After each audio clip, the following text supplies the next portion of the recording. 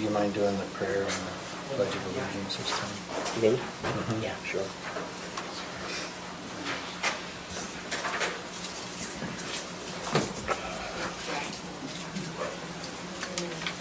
So we are having call on Monday, right? At 4. I'd have to check to see that. No, that's what it would be. She didn't send it, no. That's why I'm wondering, it's the third Monday. I would assume yes, but. That's the 15th, right? 15th?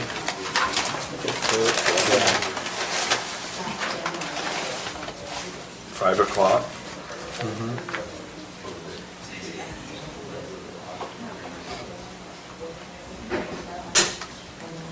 Oh, that is so good. Okay.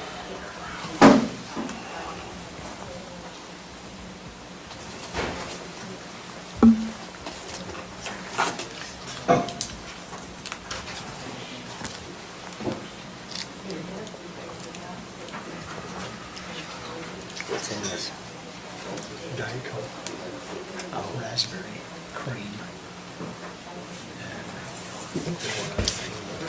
I mean, all that other stuff doesn't make the Diet Coke work. I was gonna say, it should have been just a Coke.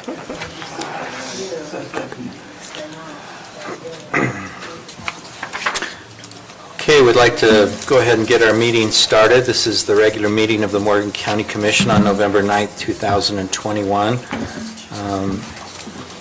All commissioners are present with the exception of Commissioner Newton, unless he has been able to join by phone. Are you on?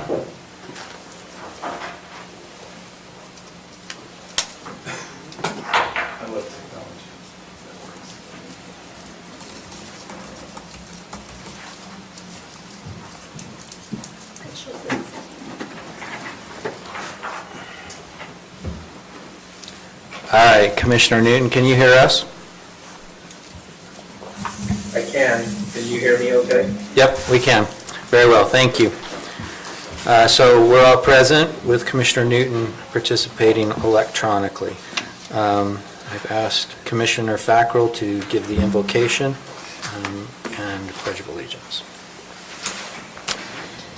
Our Father in heaven, this afternoon we're grateful for this opportunity which we have to be here, to be able to discuss matters in the county and to make decisions upon that.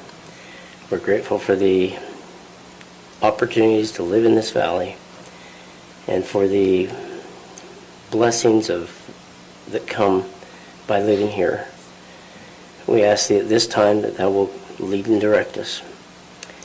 Lead and direct the members of this community, that they will be able to say their thoughts without contention, that we will be able to enjoy this evening in making decisions for this county. We're grateful for everything, for this country, for the opportunity which we have to be free. These things we pray for in the name of Jesus Christ. Amen. Amen.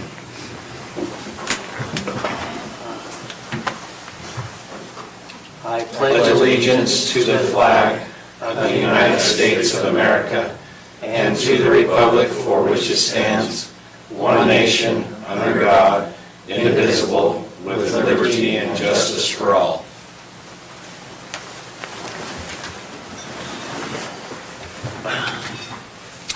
Thank you, and thanks to those members of our community who have joined us this evening. We appreciate you being here. Let's go forward with the consent items. We have the approval of the October 19th, 2021 meeting minutes. Any comments or changes to those? Is there a motion to approve? I move that we approve the consent agenda. Both items? Yes. Okay.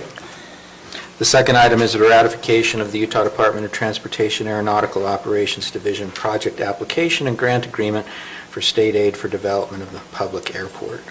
That work has been completed. The county has done its portion of its share, and we're just looking to get the invoices paid for the contractor. So there's Okay. Second by Commissioner Anderson for the consent agenda items. All in favor? Aye. Aye. Any opposed? Okay, declarations of conflict of interest. None. I have two. I think that item 10 may be postponed, but if it is heard tonight, then I don't have any interest in the parties. It's the county and UDOT, but we did receive comments from Mr. Johnson, and I have represented his entity in the past. And then with respect to the public hearing on the Carter, Fluma, and rezone, I have represented the Carters in the past, particularly a business entity or two that they are involved with, and so I wanted to declare that as a conflict of interest. Okay. It's now time for the public comment portion of the meeting. Those of you who wish to speak to the commission with respect to matters, particularly those not on the agenda and or not in a public hearing, you can do so now. Okay, hearing none, we'll move on to the presentation that was noticed for Mr. Cowan from the Weber Morgan Health Department has been postponed. So we'll move into our action items. The first is Jared Santos, veteran with disability tax exemption, requesting an extension for filing the filing deadline. Is Mr. Santos here? I am. Okay. If you speak over there, Okay. there's a microphone on that. We can move it forward a little. But if that works, Is great. this the microphone here? Yeah. Yeah. Okay. Okay. Hey, good evening. My name is Jared Santos, and I'm here to request a late application for the exemption for the application of the Veterans Armed Forces Tax Exemption with Disability. Utah law allows for veterans with a VA disability rating to receive a partial property tax exemption. Normally, the filing deadline for that is 1 September. I applied for a VA disability rating in March of 2021. But I did not actually receive the VA disability rating until the 27th of October of this year, 21. As such, I was not able to file for the exemption by the deadline of 1 September. Other counties in Utah have a process to grant exceptions for the filing deadline for these applications when the deadline is missed through no fault of the veteran. The paperwork that I filed previously with the county uses Davis County as an example. Davis County allows for filing of the exemption all the way till 31 December. If the deadline was missed for reasons outside of the veteran's control, such as a medical emergency, death in the family, or some type of unexpected circumstance. I believe the fact that the VA did not give me the rating until after the exemption deadline was passed basically qualifies as an unanticipated circumstance. As such, I request the Commission apply a similar process and accept my late application. Okay. Any questions for Mr. Santos? I do. So, Mr. Santos, when you spoke with my office, the clerk's office, and the treasurer's office, they asked that when you submitted the material for tonight's meeting, one of the things that they asked that you provide was verification that you had applied for this prior to September 1st. So you just mentioned that you had applied in March. So if you have something that you can show that you submitted your request to the VA prior to the September 1st deadline, and that the VA didn't grant you your disability until October, which was after the September, we will need that as part of the proof. And then the other thing is that we don't have your application. So I do have the paperwork that you submitted along with tonight's agenda item, but we don't have a completed application for your veteran abatement with Morgan County. Okay. I filed that in the clerk's office when I came in a couple days ago. Yeah, that's And, my office, and I don't have a copy of it. Okay. And then I didn't get the request for that, and so I can get you guys that information in terms of the filing back in March. Okay, perfect. Yeah. So, do we want to postpone this to the next meeting, or do you want to make a motion?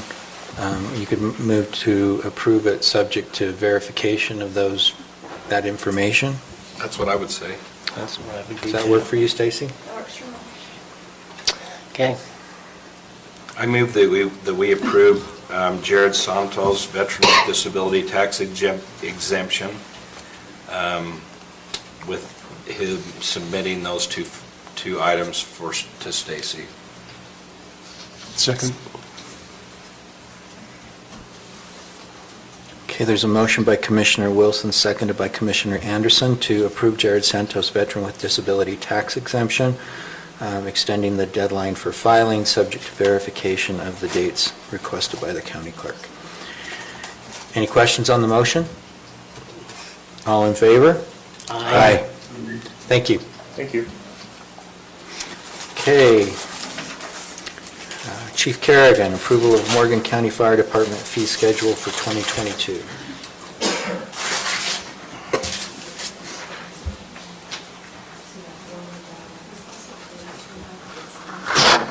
Good evening.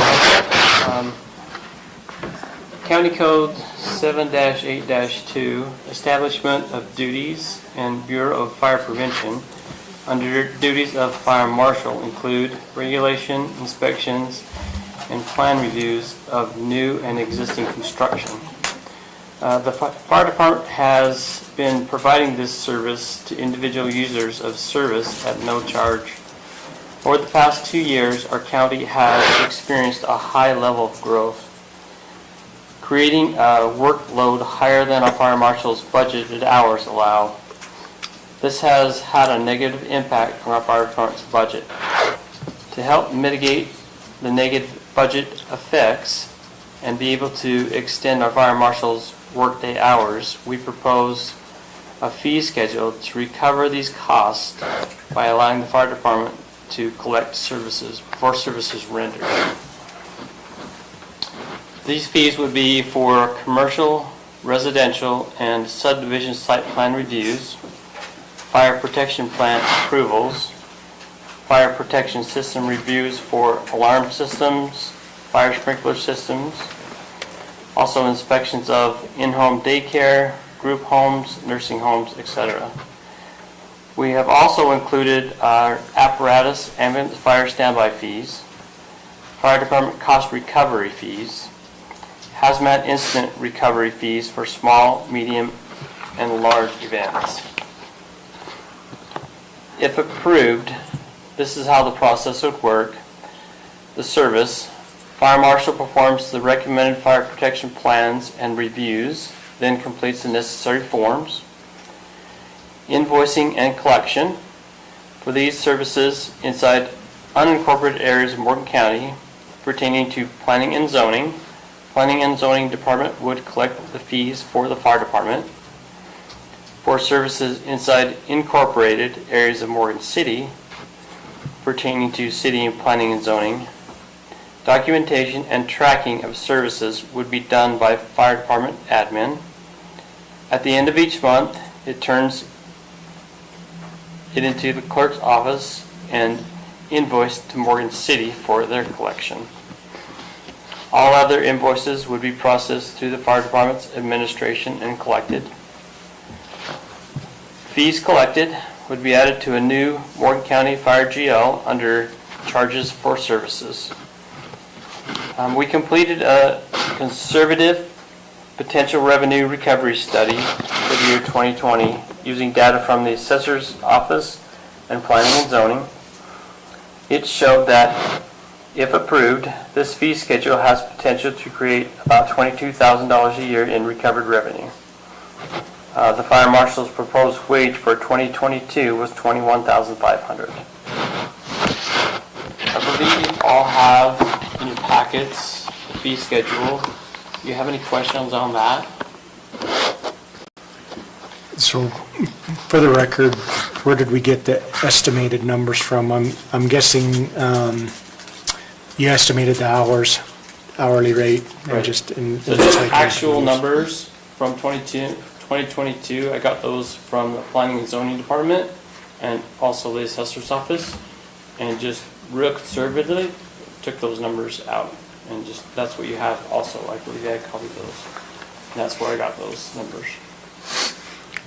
So Boyd, are you, I know we had talked about this at a different time, but the schools that are required to have the ambulance, They are. so are they going to be charged the same amount? If the council would like that, yes, they would. And if we don't? Then they would not. No, but if we want everything else but that? I mean, I'm just, So also, I mean, you've you been know, serving them forever, and then all of a sudden you want to go and raise that now. So I wasn't, the standby stuff wasn't particularly pointed toward the schools. It's more for your bike races, your runs, individuals that are creating their own revenue and asking for assistance by our ambulance service to be staffed. That's more what that was for, not really pointing at the school itself. Okay. I just have a suggestion, that when you're ready and you're all done, that we adopt it by either a resolution or an ordinance. This is the current resolution and the ordinance that we have in place, as well as a copy of what the city has, so that maybe, when you're all done and it's all in an adoptable form, we adopt it by ordinance or by resolution, so that it's formal.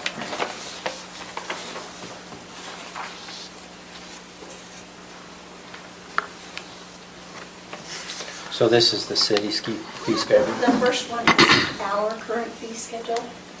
The second one is a sample of what the cities, one of the cities, on the left-hand side, they've got several fee schedules for several categories on that second page. Well, so are you suggesting a consolidated fee schedule for the whole county? Not necessarily, just, Okay. once this is in a format that you got, that you like, that it be more in an ordinance format rather than just a listing. So do we have to adopt this as the ordinance, and it would be this? It wouldn't replace what we have. That, Okay. I'm just using that as an example of previous fee schedules that we adopted in an ordinance format. I'm suggesting that we adopt yours in an ordinance format rather than just, So let me suggest this. Are there any concerns about the amount set forth on the fee schedule? No, I do have one question, though, as far as, does this take into account anything for the use of Dave using his own personal vehicle all the time, or not? No. Okay. So what I would suggest then is that if there's no concerns about the amount set forth on the fee schedule, and we want Chief Kerrigan to move forward with this, that we ask him to work with Stacy to put that into the form of an ordinance, and then let's get it on the agenda for the next time for Or Garrett. approval.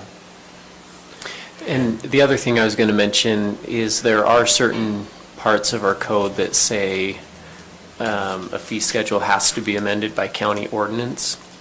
Like I think it's a dog licensing fee, for example, was one that recently came up. And so I can review that and see if it has to be done by ordinance. And I don't know if it's just good practice, but that's something to be aware of, is our code doesn't require all fee changes to be done by ordinance. Sometimes it just allows it to be done interdepartmentally, which in some ways, I mean, I guess it doesn't have as much oversight from the commission, but then it wouldn't require it to come back here every time there was a change. Well, and I do frankly appreciate when I have to look it up on various city websites when they have a consolidated fee schedule, so I don't have to hunt and pick through a variety of ordinances and resolutions. So we might want to consider working towards a consolidated fee schedule as a county. We don't need to hold up on this in order to put that together, but I think a consolidated fee schedule would be a good thing to work towards. Can we put something for reimbursement for Dave driving his own personal vehicle on there? Or does he choose to do that, Dave? I don't know the circumstances mileage or- pursuant to which that, I mean, I don't you know could include a either, mileage other charge. We probably reimburse the mileage now, right? You don't. I don't think we so. do not We don't? do not reimburse. Why not? your fire marshal for his mileage. He drives his own vehicle, uses his own gas, and has not. I think something ought to be in there Yeah, that we reimburse him. or we get them a vehicle. Okay, consider that in the fee schedule. And then another recommendation, Boyd, and I don't know if you've looked into this or not, but I know when I've worked with this in the past, it's kind of nice to have one location for the person to pay all the fees, so I didn't quite catch that or not, but the city might be example if they go in to do a subdivision of the city.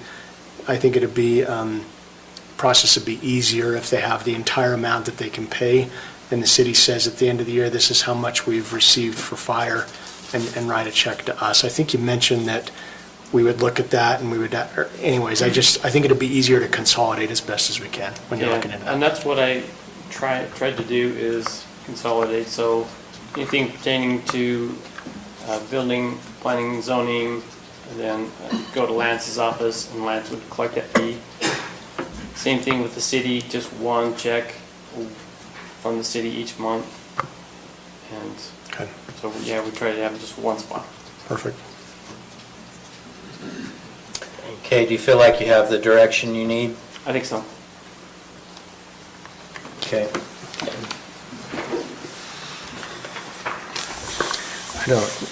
I guess we could just do a motion to postpone that till the next meeting.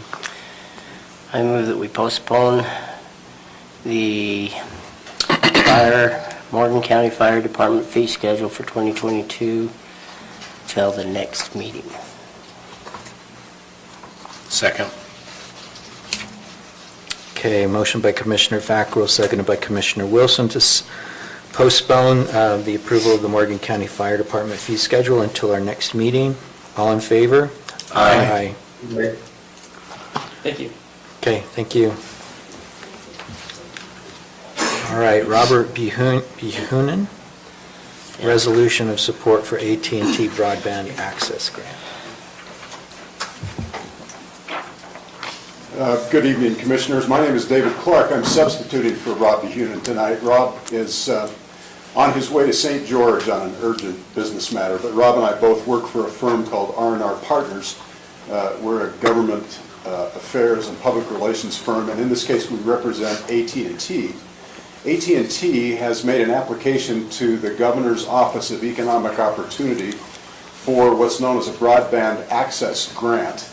And that grant will provide funds to AT&T to be matched by AT&T money to enhance the cell tower in the Croydon area. It's a part of a federal program that is created to incentivize broadband providers like AT&T to do what's called last mile service. So in rural areas where broadband service might otherwise not be adequately provided, this grant, as I said, incentivizes the service providers to make those accommodations. So in this case, with the enhancement of the Croydon Tower, that will vastly improve bandwidth, which means improvement in speed, and then it will also provide for a band 14, which is used by first responders. So in the process of this application that AT&T has undertaken, the Governor's Office of Economic Opportunity requires a resolution of support from the county commissions where the enhancements will be made. So that's what we're here tonight to request, is your approval of the resolution that will then be submitted to the Governor's Office of Economic Opportunity so that this application can go through. Each of you should have received the draft resolution. It's a very simple little resolution that just says basically, yes, we support AT&T's grant for this AT&T's application for this broadband access grant. So that's what we're requesting. I have a question for you. Yeah. So why is it just the Croydon area? AT&T is actually, the grant that the application for the grant that they submitted entails a number of different sites. The Croydon site is just one of those. So why not any more in Morgan County, is what I'm asking. I don't know the answer to that. I can find out, but tonight I don't know that. Okay. Okay. Any further questions for Mr. Carter?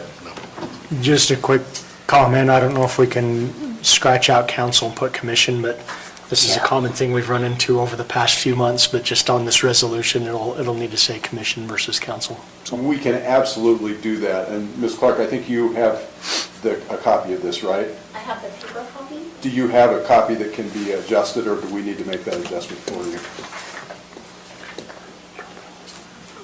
If you just have a PDF, I can make that adjustment. If you have a Word document, if you could make that adjustment, that would be great too. Either way is fine with us. It came through to us in PDF, but, Then I'll take that responsibility. Okay. I'll get that change made from council to commission and get that back to you. Is that Sounds great. okay? Yeah. and if you want, I guess that's triple X squared, but it's Robert McConnell if you want to fill in the name of the chair. Yes. Yeah, I can see that's even more than triple X. Yeah, I'll get that done also. And this will be resolution CR-21-10.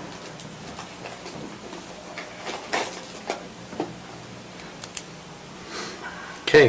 If there's I no- move that we accept resolution number CR-21-10 for the support of AT&T's broadband access grant. Second. We have a motion by Commissioner Wilson, seconded by Commissioner Anderson to approve CR-21-10, resolution CR-21-10, to support AT&T's broadband access grant. Any questions on the motion? All in favor? Aye. Okay. Thank you, and I just wanted, on behalf of Rob and AT&T, to thank Commissioners Fackrell and Anderson especially for their help with this. Thank you.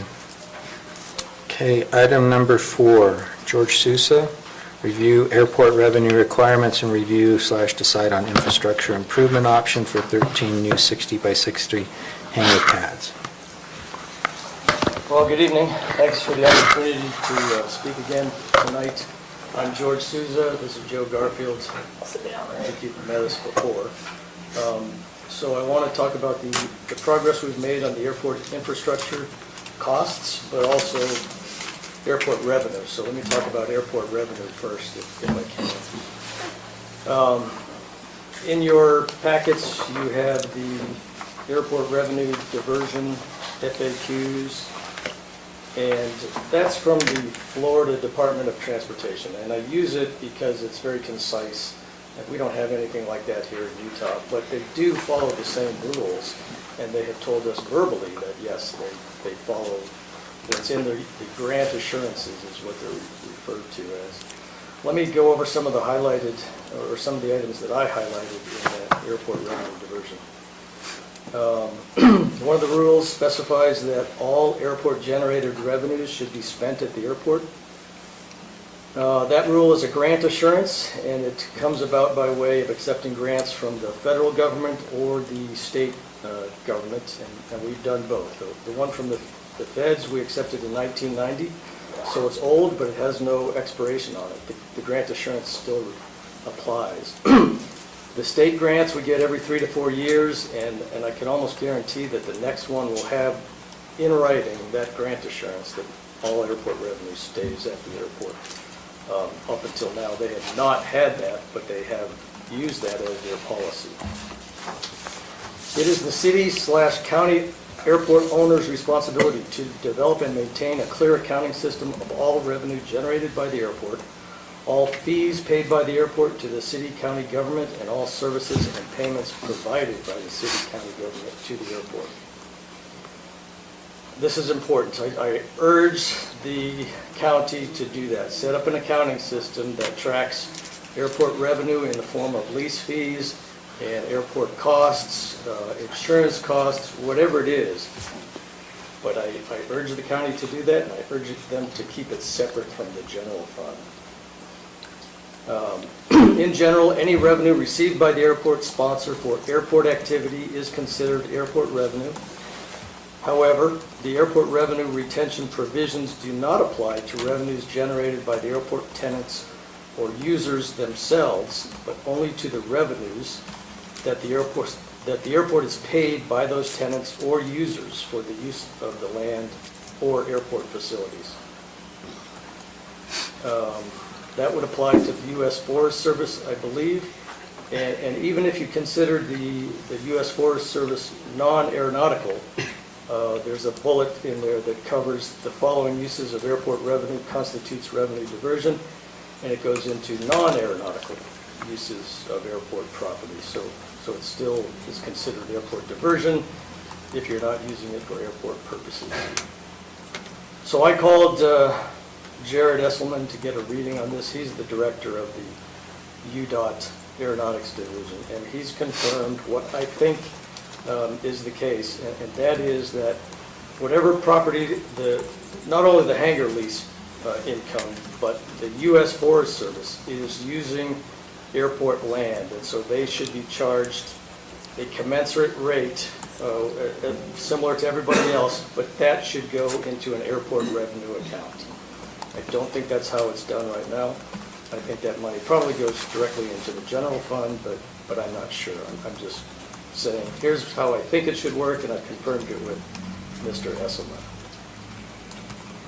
I can look into this further if you'd like me to, but I think we're going to come up with the same answers.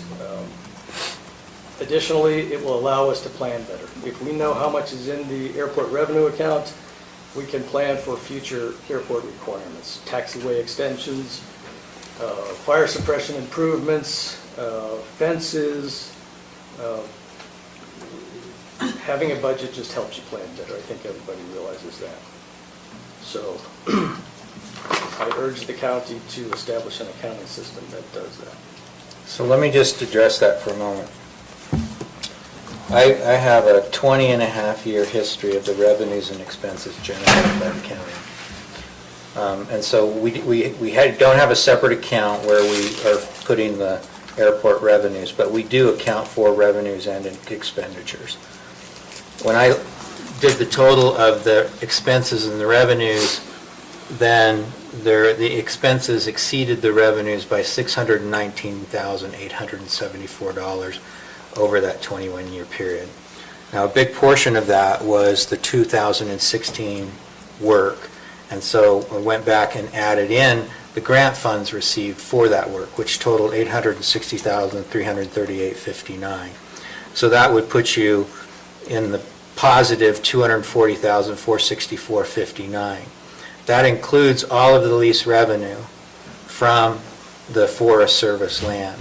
If I took what you recommended and subtracted that out, I mean, that's an average of about $11,450 per year in positive revenue. But if I then charge the airport land at 15 cents a square foot annually, you're in the negative. Does that include the U.S. Forest Service? Yeah, so the U.S. Forest Service lease revenue, if it's included, puts you to the 11.5, but if I take that and apply the square footage that you included in your materials and charge it at 15 cents per square foot, then it will drop you into the negative. So I say that not because I'm opposed to having a separate account and keeping track of the revenues. I actually think that would be a good idea to the extent that it generates positive revenues, because then we can plan, we can utilize it for airport purposes and so forth. But what I was trying to make sure of is if we had those obligations arising from grants over the years, I wanted to see if we had in fact diverted airport revenues away, and at least based on the numbers that I was given from 2000 to midway through 2021, the answer to that would be no, applying the same analysis that they suggested. So anyway, for what it's worth. We could have gone back further, but that's how far our accounting system goes back. So for going back to 1990 would be quite a bit of work, but I think 2 decades worth of history is a reasonable amount of time. So it sounds like you've done more on this than I have. The next item that I had on your, they're not in sequence, but in your packets, there's a spreadsheet that has airport lease fees and taxes that are paid. And so those are not actual, but those are should be or what I'd expect. So I Well, know, let me just say one more thing. With respect to taxes, I didn't include the taxes in that revenue number. and that's correct. Yeah, and what I'm thinking is, we do provide other services generally to the airport and the area around it, so that's, but that wasn't included in that number. I just wanted to be clear about that. Yes. And also, there's another thing, and that's what I told you earlier today. We actually have an account that has the revenue. I mean, the account is 10-3780-00-00. Yeah, it's separately So accounted for. it's separately accounted It's just for. that the money's not put in a separate bank account. Right. And maybe I can just add in here, because I've been in contact with Craig Ide and Matt Swap as well. Yes. With the state to get some further clarification. Specifically, I wanted to find out if the Florida rules were the exact same for Utah. It appears that the Utah grant assurances might not be quite as stringent as Florida, even though we're still under the federal. He said that. He didn't say that. This is me going through the grant assurance document that we approved on the consent calendar today. Okay. And where it talks about the sponsor will deposit all net revenues derived from interim use of the land into a special fund to be used exclusively for approved items of airport development. It's under paragraph 12 that begins, and it says it's understood and agreed that as to the land acquired or to be acquired for future development of the airport, then the sponsor will do all these things. And so we haven't, to my knowledge, had any grant funds for land acquisition for the airport. It's all been for improvements. Right. And so my question is if they can clarify whether paragraph 12 applies to all grant monies or just whether it applies to grant monies used for acquisition or future acquisition of land for the airport. And so he said that they're going to discuss internally and set up a meeting. So I can get some more clarification on that just going forward. I think that'd be helpful to just have it all in writing and something we can refer back to going forward. So if he limits it to land that is purchased by the county, then that would be news to me. Because everything I've come across previously includes that, but it's also much broader. And so I would expect that when they sit down and look at things, again, they're not as organized as Florida is. I would fully expect them to say it applies to everything, but I guess we'll see. If it Yeah, doesn't. and if it does, I think that's, we move forward with that. But it is a question, since it is, with contract construction, if it doesn't apply, or if it's limited to just this one paragraph, then we don't apply it to the rest of it. So, Okay. Shall I go over the numbers there anyways? I mean, you've got that spreadsheet there. No. Tax revenue, as you said, that's not airport revenue, that comes to the county. It is a significant amount of money.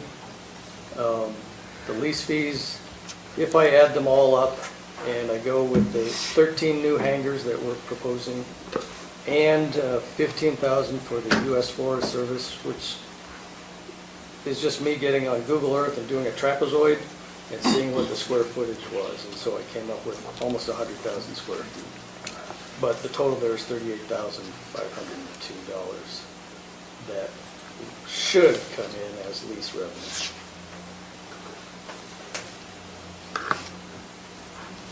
Okay? Okay, on to the next item.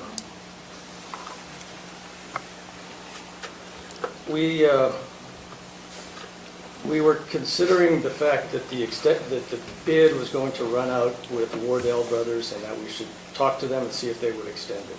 And I asked Joe to talk to them and he did, and they were willing to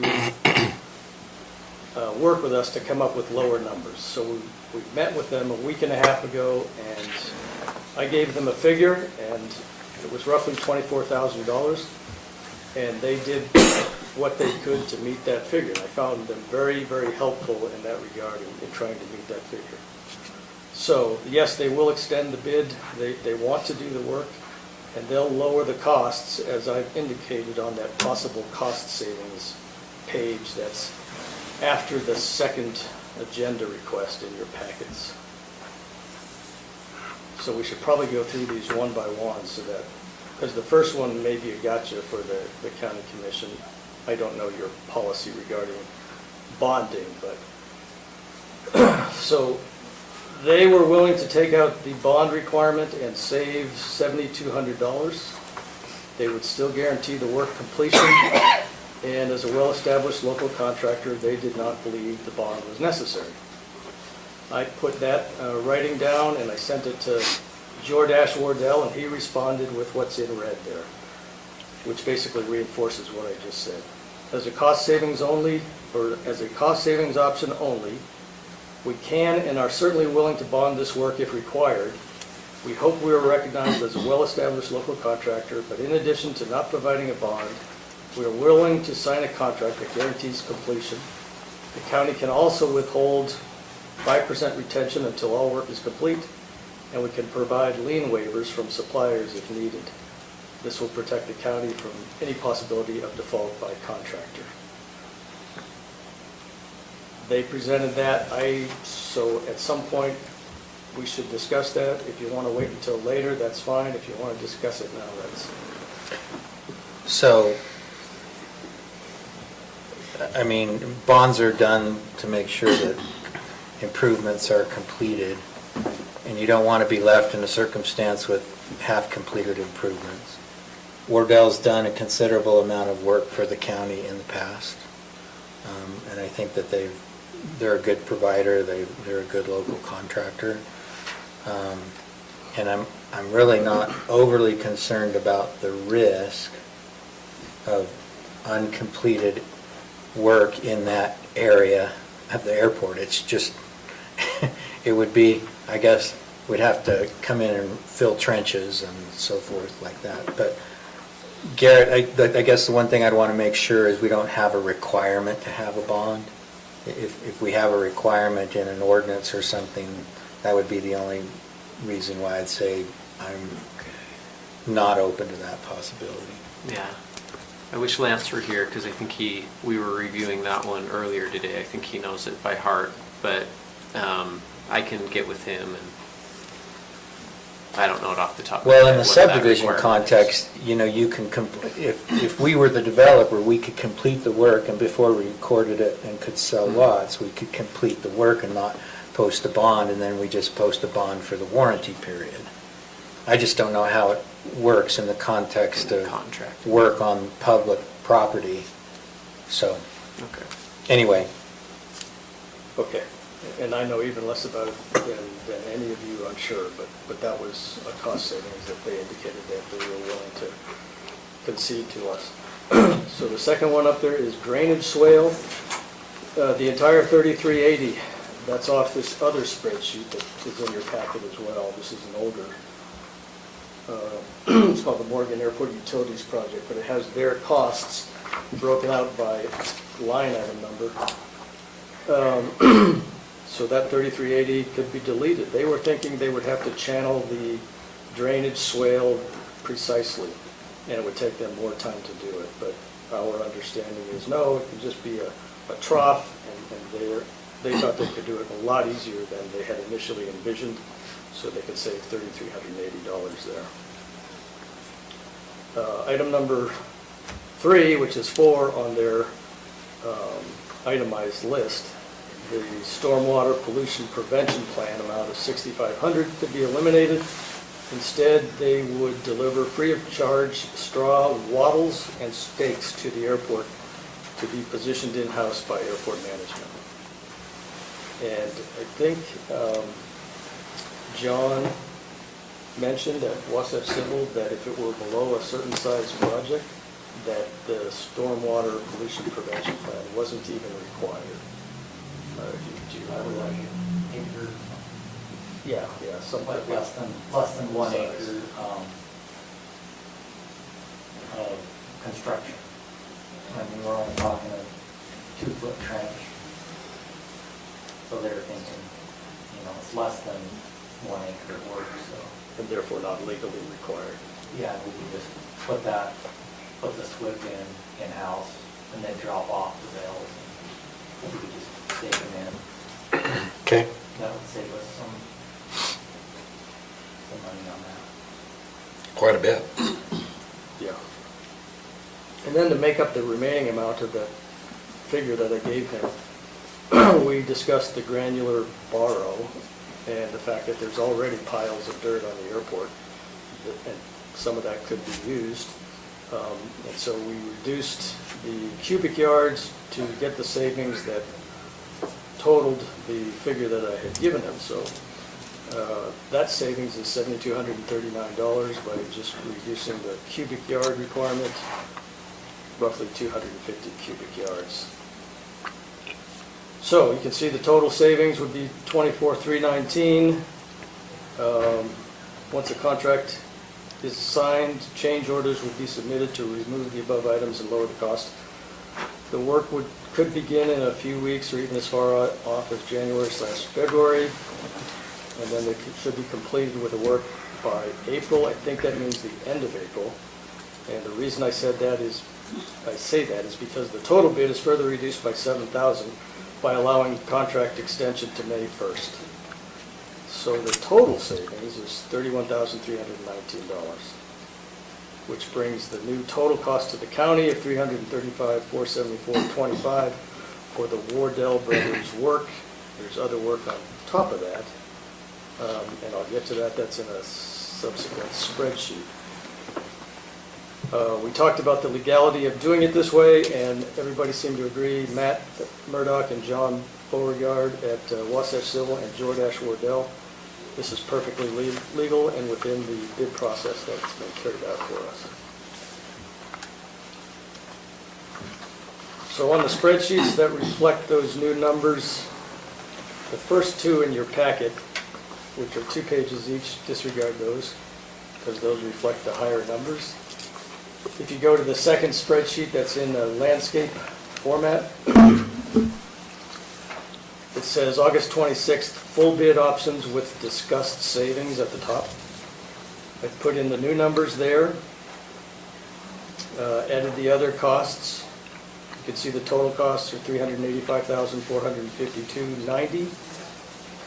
And then I calculated the cost to each of the hangar owners to zero everything out. You can see the numbers there. So we're slightly less than $25,000 for the DD and the EE hangars, and about $30,500 for the FF and the GG hangars. Technically, that does not zero everything out because while DD5 will pay, and I'll discuss him in a second, DD6 likely will not. So DD6, Matt has the hangar with no gas, no heat. His water would freeze in the winter without any of that, so he's not going to pay for the infrastructure that gives him water and sewer. So that's a shortfall, technically, that we're not meeting $11,400. On the other hand, DD5, I just spoke with him today.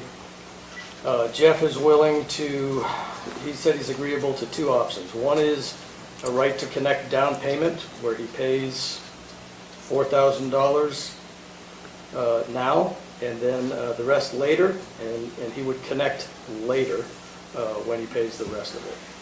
The other option would be a 3 to 4 year payment plan or financing, and he would connect as soon as he had more money to pay for that.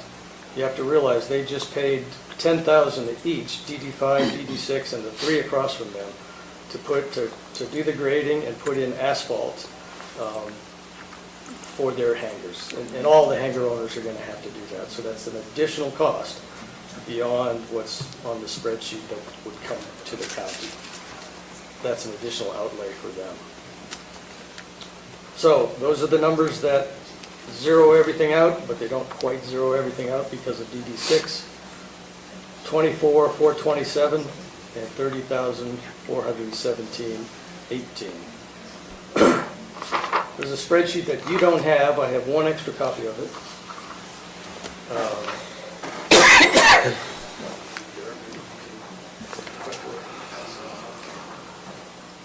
So I put in I've been telling guys what to expect. And they know to expect $25,000 for the DD and the EE hangars and $31,500 thing we got for here. FF and GG. Okay. So it's saying it's in the packet. That is not in the packet. So it's the scenario 1 side of that, not the scenario 2 side. So the Okay. scenario 1 side puts in the expected numbers that I've given them before. If we use those numbers, then there's no shortfall, there's a surplus of $10,507. And it would be nice to have somebody verify my numbers. Somebody in the county that is in the accounting office or very good with numbers and spreadsheets.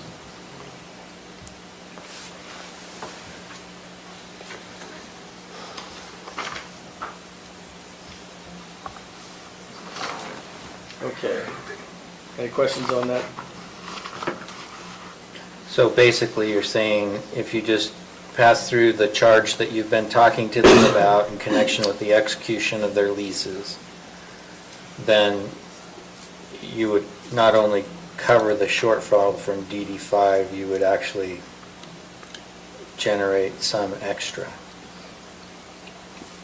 So DD5, I'm keeping as something that we have to negotiate, but we Okay. would get payment out of him. DD6 will forever be a shortfall until Matt heats his hangar and decides he wants hangar or water and sewage, or he sells it to somebody else that does. Okay. So, but it almost covers that shortfall. So I consider that more And- break-even option. Okay, and you have tenants that, or potential pilots that want to lease all of these hangar spaces and Still do. are comfortable with the fee? Yes. So I put out an email last week. I said, hey, we've got lower numbers. Looks like they may be low enough for the county to approve this. I'm interested in your input. I still think it's going to be what I told you before, $25,000 or $31,500. And I've asked for input, and I have not had anybody come back and say, no, I'm not going to do it. They're all either asking questions. I've had 6 or 7 responses, but they seem to support it. And I will also say that there's still 7 on the waiting list that are still supporting it.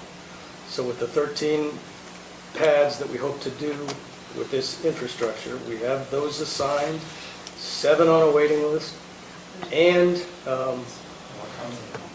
Buster has indicated that too. Buster has indicated that he would do, let's say, up to a handful of hangars, if necessary, to make sure that this project went forward. So maybe not quite 5, I would say 2 to 3 at least. He has indicated a willingness to, if there were shortfalls, you know, if we couldn't get 13 guys that signed their leases and paid their money, he would cover for 2 to 3 of those guys. Okay. Any further questions? I have plenty. George and I were talking before this meeting, and I wasn't able to finish a few of these things. One of the things I did, and I've mentioned this many times before, I think your lease rates are too low. And the numbers I gave you today, I have checked with Beaver County, Grand County, Sevier County, and others are still waiting to come in. But I have found that we are lower than anybody amongst all of those. Okay, we are a lot lower. And- Can I ask a question? Uh-huh. Have you asked them whether or not they improve the hangar sites? Or if they ask the hangar lessees to improve the hangar sites? They're actually improved by the county or Okay. by the municipality. And ours then- aren't. And what's that? And ours are aren't. not. And ours are not. So the prices they're charging, Beaver, their minimum is $600 per year for their lease. The Sevier County, their cost is 18 cents a square foot. Their airport's similar to ours, except that they have fuel. And they says they make up enough by just having the fuel. Now, if we're guaranteed that we're going to have fuel there, fine, I don't mind. That revenue actually would be coming to us, not to you guys, to help out, well, at least portion of it, at least the taxes. Then they also suggested, and this is what he has done, is he has gone and they say they charge 18 cents a square foot for personal use, but anytime they have gone out and you rent extra planes to somebody else to use your hangar, they've decided that you are considered a commercial user and the price goes up to 30 cents a square foot. And looking at that cost, that's $1,080. Now, I'm looking at this and I go, okay, how are we going to pay this, or how are you going to pay back this $335,000 when the first 2 years we don't get any revenue, or you don't get any revenue because the revenue's coming back to you? How are you going to pay this back? Because looking at this, it's going to take over 10 years to pay this back. Because they have the lessees, when they sign the lease, pay either $30,000 or 25, what was it? 25,000. 25. Right. So Right up front. right up front, they pay that up front to pay for the cost to improve the pad sites. Okay, but that's only, that's these different amounts. They pay that up front, they don't pay anything more for 2 more years, at least, minimum. So it's basically the impact fee. They paid that much, but you've got that goes 13 to of them. pay back your Okay. $335. Okay, And so that gets paid back almost immediately. almost immediately, Okay. with the couple of shortfalls they've caught back. And then the reason they don't pay anything else in the second year is because we make them prepay the first 2 years of rent in advance as well. Okay. So back to my complaint is I think our lease amounts are too low for those that are beginning. Well, The ones that are currently there, keep your lease the way it should be. But the rest of them, I think we need to raise our rates a little bit to cover some of these costs. I mean, that's an additional $100 a year on that. This all goes back to you guys as the airport to be able to pay for any upgrades you need to do, all those kinds of things. So if you're doing that, because I don't want to subsidize it out of the county funds.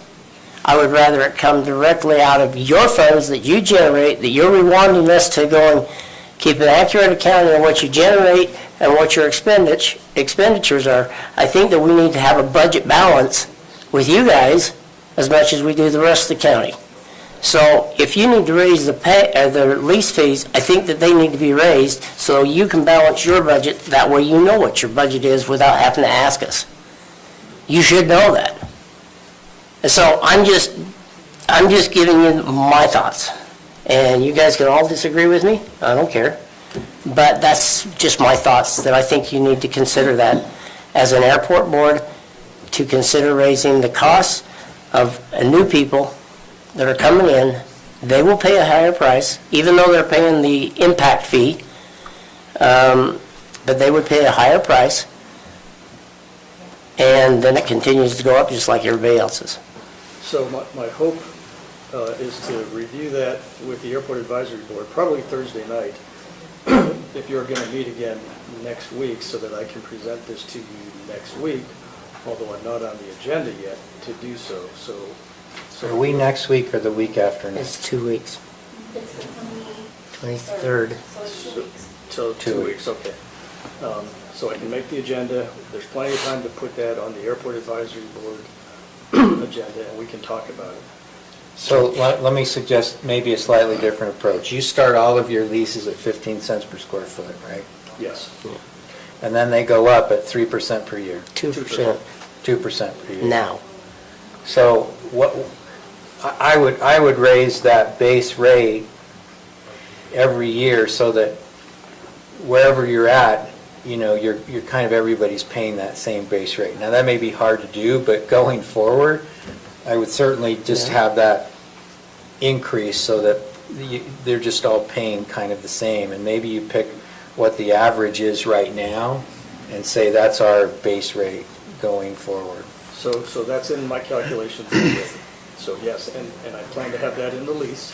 Right now, we're at 15.3 cents per square foot. Next year will be 15.606. And that will be in the leases because that's more likely when they will sign the leases. On top of that, I do want to try to get to the point where we're putting too much money on these guys to get a hangar. Yes, they do have to do their own not grading, but pavement. And also, I did get a chance, I looked at Beaver and Richfield. I had a little bit of time after we spoke. Beaver has fuel, they have lights, they have night flying, they have a longer runway. I think they may have federal funding. There's no our runway protection zone issues. All the runway ends are clear. Richfield has a much longer runway. It's almost twice as long as ours. 7,000 They have fuel, feet. they have lights. If you'd like, I can put together a matrix that has airports versus what they've got at the airports. And that may be useful in determining a reasonable lease fee. And that's fine with me. I just want you to consider it because I don't want to have to pay, as much as I love to fly, I don't want to have to pay out of the county's property taxes to pay to support the airport. And Because that is land that we own as a county. And that land that we own as a county should at least support your own activities. So you need to just consider that. Consider it within your airport advisory board. Because, I mean, you're asking in this, Are we everything you having a got in. shortfall every year? Well, Oh, well, no, that depends. Well, it It depends, right? And that's something that we ought to discuss maybe at the next meeting. You guys can put some thought into it. That building that is there is leased to the Forest Service. If you include their rent as part of, for both land and building in the airport revenue account, then no, it's not a shortfall. Averaged over the years, it's about 12,000 surplus per year. Because I don't want you to nickel and dime people to death either if we're not at a shortfall, so. I know there are some people who think that we should do just a lease rate for the land, and then the county ought to utilize that building and have that go to the general revenue. I frankly think, though, that if we enter into the new lease agreement with the individual that wants to run the FBO out of there, it makes it even less likely To have a shortfall. that it would be a shortfall, or that it shouldn't be considered, frankly, just part of the airport from my perspective. Okay. I know there are people in our community that disagree with that, so it's something to be thought about and considered. So did I hear you right? My understanding is if you have a building there, then the lease of that property, and in this case it includes helipads, the 15 cents, let's use that number for now, per square foot goes to the airport. The rest of it, my understanding is it does not go to the airport unless it's related to, unless it's an aeronautical fee. For instance, some of us have hangars and we lease out space in our hangars to other owners at a $200 per month. That is income to us, that is not income to the county. Correct? I think the same situation applies for the Forest Service as it currently is. The larger portion of the lease with the Forest Service would stay with the county, but the land that is used by the Forest Service, 15 cents per square foot should go into an airport revenue account. that's correct. At least that, I agree with that, absolutely. But and anybody can check my numbers as well. I'm the philosophy major doing accounting, so that's a problem. That when I do that and I break out that 15 cents per square foot and pull that out of the lease revenue generated, then the lease revenues generated by the balance of the airport users do not cover all of the costs. You've got manager, you've got insurance, you've got rental of that space that you use for your office, which that I think is maybe too high, frankly. And if we do the deal with the FBO, I would hope that we could include in our lease the ability to have your monthly meetings or something in that, as opposed to paying that, because that to me seems to be too high a rate for that small of an office space for, I mean, I don't know how often that space is even used, but, so there's Almost 2 years. there's a couple of things. Met in there, but What's that? We haven't met in there, but it does have public restrooms. That was our sole. Oh, so where we have the airport advisory meeting, that's not even the space that we're leasing? Yes. Where we Okay. have our airport advisory board meetings, we lease that space along with the restrooms that are there. Okay, We just haven't used that building for. We haven't used the building A while. because, we've Yeah. done Zoom meetings. yeah. okay. Oh, I know what you mean. All right, sorry, I misunderstood. So, anyway, I think that's all something to consider. In terms of what they've presented in terms of the Wardell brothers, that sounded good to me. And from my perspective, if we have lessees that are willing to pay to put those improvements in, then that's something we ought to move forward on. Yeah. I can agree with that. Okay, so we are accepting the cost savings. So we gotta pass it, Okay. yeah. The only exception to the cost savings would be I just want verification on the bonding issue. So make a motion, is that what we need to do? Well, I For a think what George was suggesting, what I think we ought to do is reflect this in the terms of a contract and then bring it back for approval in the form of a contract. Next week. With Or Wardell 2 weeks. Brothers, reflecting the 2 costs. Or are they, 2 weeks, or Did they do a a contract contract for with a you? change order. No.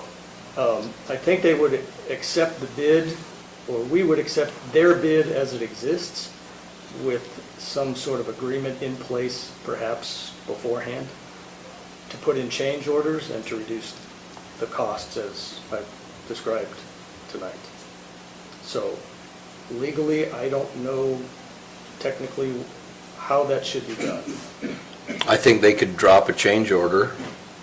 Right now, They could, and of what the cost savings would be, and we can approve that in our next meeting. Yeah. okay. I'll try and get them to do that. And you're gonna And I check can out the follow- bond. I can follow up on the bond. Okay, but the other savings, those were all okay? Okay. I nodded my Yeah, head because I I did assumed too. anybody else would raise their voice if they didn't think they were okay. Okay. Regarding DD5, should we discuss? Whatever the agreement is, it is. I mean, those are two existing lessees who don't necessarily need the improvements, and, you know, if I would, if he wants to pay half up front and half later, then let's just talk about what the right terms are. I got the feeling that that might be too much. And the one, if Or he does whatever, anything in the quarter and a quarter and a future, quarter. the one that does it in the future, he needs to Pay the pay at full. that time, or if he sells Pay it. and the new person, they would pay at that time. Okay, the full impact. Okay, the lease agreement. I didn't cover that. Do we have time to cover it, or should we? My personal opinion, I think you ought to go to your airport advisory board. You guys ought to discuss it all with all the stuff I sent to you and see if ours makes it work and bring it to us next time. That's my opinion. Okay. There were other things in there besides the lease fee. Right, there were. There was paying all the money up front. If we don't collect enough money, then the money's coming right back to you, and we're not going forward with the project. Yeah. Okay. It was all okay. We'll discuss that and I'll work with. It gives the county an option to. Right. If the funds aren't all coming in with everyone, to Back out. back out and return all the funds as Yeah. quickly as possible. Yeah, I agree with all that. Okay. That's all. I have. Surprising, I agree with one thing. All right. Thank you. Thank you.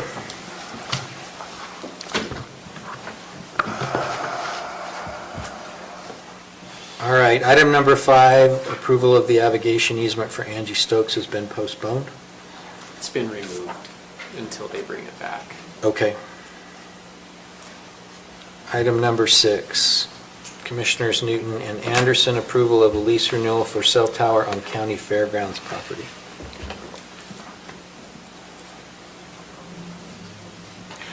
That's you. Commissioner Newton had not talked to me about this at a time. Are you there, Commissioner Newton? Can you discuss this? I can give the kind of rundown on this. Brett brought this to me and asked me to get it on the agenda. So the company that owns the cell tower that's located on the fairgrounds property leases that space from us. It's a fairly lucrative lease. We use that funding. It goes into our Fairgrounds Capital Improvement Fund, and then we've been able to use that funding the last 2 years to make improvements to the fairgrounds, including new bleachers, etc. The company that owns that leases space on the tower to cell phone companies, including T-Mobile and Sprint. And currently, the current agreement that we're in ends, in 2035, so it's still about 14 years out before it expires. But the cell phone companies have expressed to the current leasee and owner of the tower that they would feel more comfortable investing in new technology for those towers if they knew that the lease agreement was going to be a longer term with the county. So what they're asking for is to keep the same terms of the current lease agreement, but extend that by 25 years in 5-year terms beginning January of 2035. The current lease does have a provision for a 4% annual increase. So over time, that 4% is added every year to the lease amount. So what they provided here is not actually an updated lease. What they provided is a proposal for that. Just looking for your nod of approval, and then they would have to provide us with an updated actual lease agreement with the terms. Any discussion or questions with respect to that?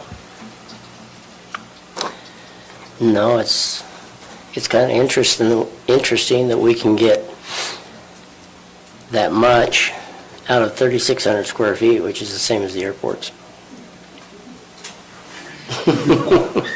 Yeah, it is pretty good for the amount of space it takes up, and its location doesn't interfere with a lot of things. Plus, it provides obvious benefit to the residents of the county because it improves cell service for those that are using these providers, these carriers.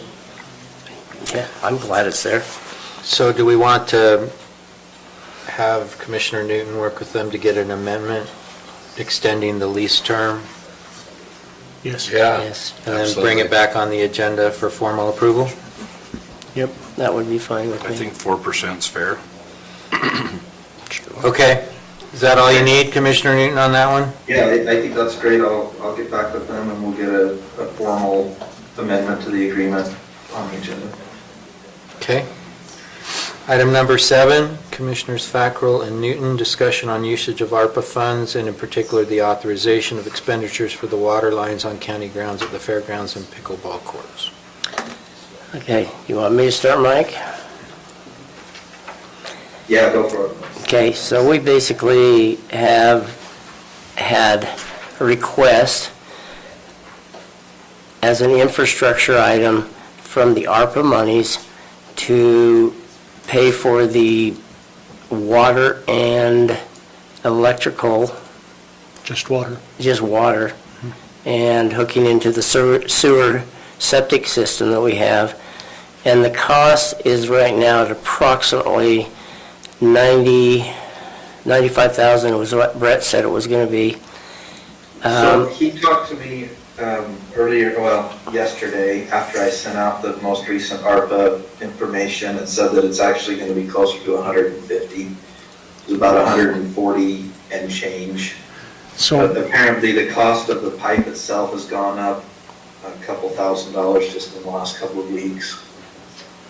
so Commissioner Newton, just to step in real quick, I know you and Commissioner Fackrell are working on the ARPA funds themselves, but just to add to what Brett has mentioned on these water lines, the water line that's estimated at 95,000 actually goes from that main fairground intersection all the way back to the pickleball courts rest area. So it's for the restrooms, the water for the so it's- restrooms.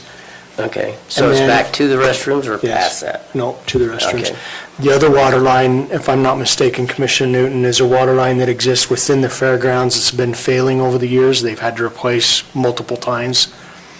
And I believe that's that estimate for the remaining 50. Right, you're right. Yes, that's correct. So it replaces the line that runs from the main city line that's out by the road back towards the restrooms that were redone this last year. Yeah, and so we've already committed $100,000 to the Mountain Green Sewer District, and then this now 150. And the rest of the items on that list, we would like to continue to, just as the needs, or as we develop the plan, that we can spend that money. And that money is going to be an ongoing change every time the request is made. Did we not also approve 100,000 towards the city water tank? Only if they got it.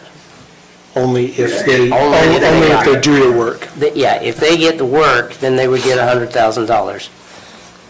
If they don't, then that's an extra 100 for us. So let me make sure I understood your last point. You're saying we want to approve this specific expenditure, we're going to continue to work on the additional ones, and then each expenditure will be brought back to the commission for approval? Is that what Yeah, you're saying? that's correct. Okay. And Mike, has this been bid out by three different It people? has, and the low bid was like 140 Oh, I thought it was 150. something and change. And then the bidder called us back and said, hey, just so you know, the pipe itself has increased in cost, so the cost, we're gonna have to increase the bid. But it has been bid out to multiple. And he only got 2 bids come back. Correct, So, correct. It We was can't- sent to multiple, but we Yeah. only got 2 back. But you still follow the correct state procurement procedure That's of putting correct. it out to bid. yes, we did. I did want to clarify, there are 2 other line items on the current ARPA list that we've committed to, or at least we committed to as part of our budget session. One of those is providing funding to the sheriff's department for additional police officers. And the other one was providing funding to the attorney's office for the help with the case backlog. That's Right. correct, we did. What was that total, Mike? So we have set aside a total of $600,000 for sheriff's deputies. Now that's over a period of 3 years. And then the other portion for, let's see, for Garrett's office was I thought it was 50,000. about 75,000. 75.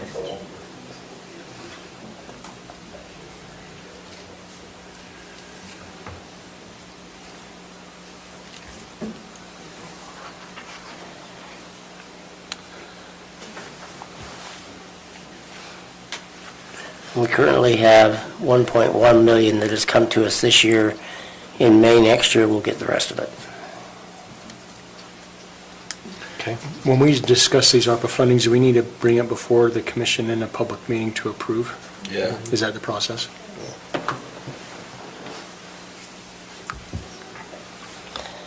Okay, so any further questions?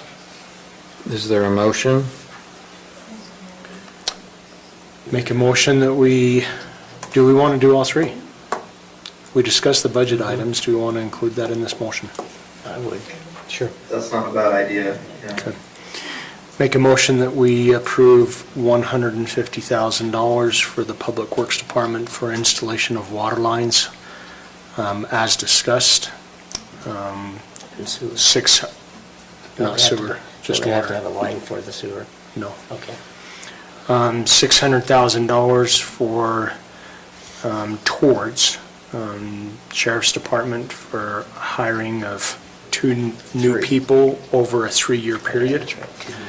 And the amount of $75,000 towards the attorney's office. Definition of that? Yeah. For the backlog. Backlog for backlog. Backlog. Second the motion.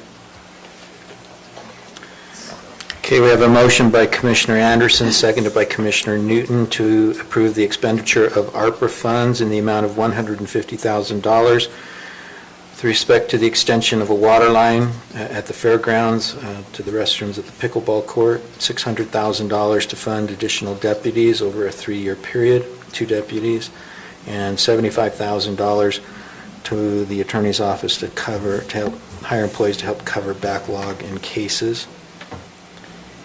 Any questions on the motion? All in favor? Aye. Aye. Any opposed? Okay. All right. Our next item, Lance Evans, a proposed preliminary plat for Wasatch Peaks Ranch Subdivision, Phase 1, comprised of approximately 4,831 acres. The access located at approximately 4213 North, 3800 West, Peterson, Utah.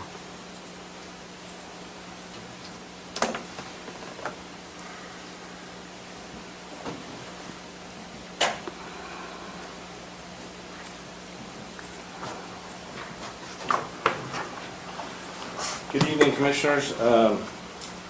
This is a preliminary plat for 50 lots. We approved the Wasatch Creeks Phase 1 preliminary plat on October 14th. This is the first preliminary plat on 50 lots. It has 3 parcels, has 4 open space parcels. The Planning Commission heard this on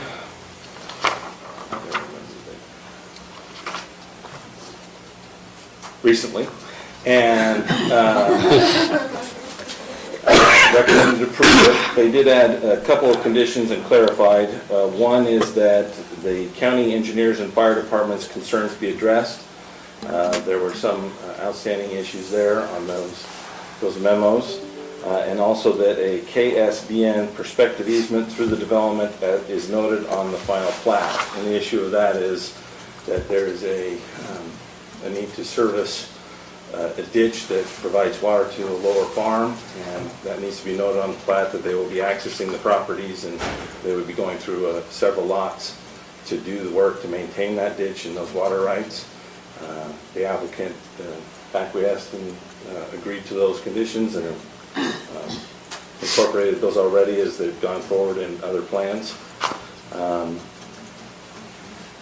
As you know, this is all part of the Wasatch Peaks Resort Special District approval. This is the first preliminary plat for the first 50 lots. I'll let the applicant talk in more detail about what they're being proposed. You know, this is, they've been working for the last couple of years on roads and access, water lines, sewer lines, and all those elements. And this would allow them to record these lots, start selling them, and then, well, move to the final plat and then be able to get some tax funds flowing to the county.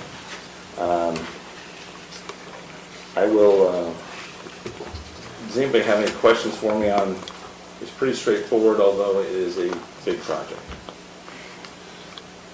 It looked like small lots to me. It's your screen. Yeah, it's the screen. And the applicant is here and can present if you'd like to hear from them. Any questions for Lance?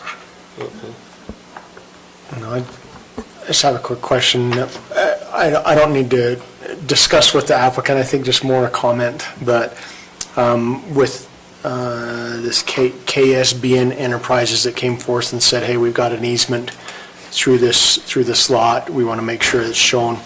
I think sometimes in preliminary plat, we might not have done all the homework to get all those, but I just want to make sure for final that we've gone through the homework to make sure we've got all the existing easements shown on the plat. It's just a comment. So.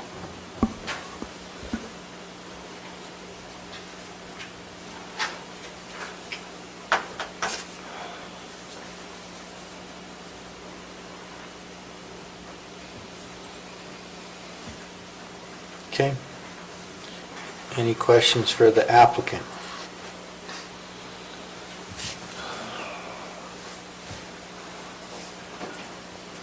You want to say something? You want to get up? And so, Wasatch Beach Ranch. No, excited to be here.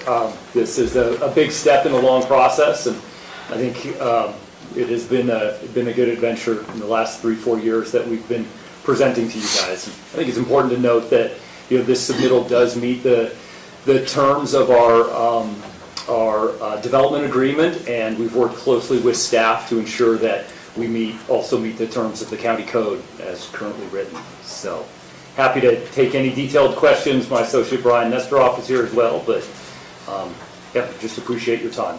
Have you come up with a screening solution for your power substation? You should have never pointed that out to me. I didn't even notice it until he pointed it out, and then every day I would notice it.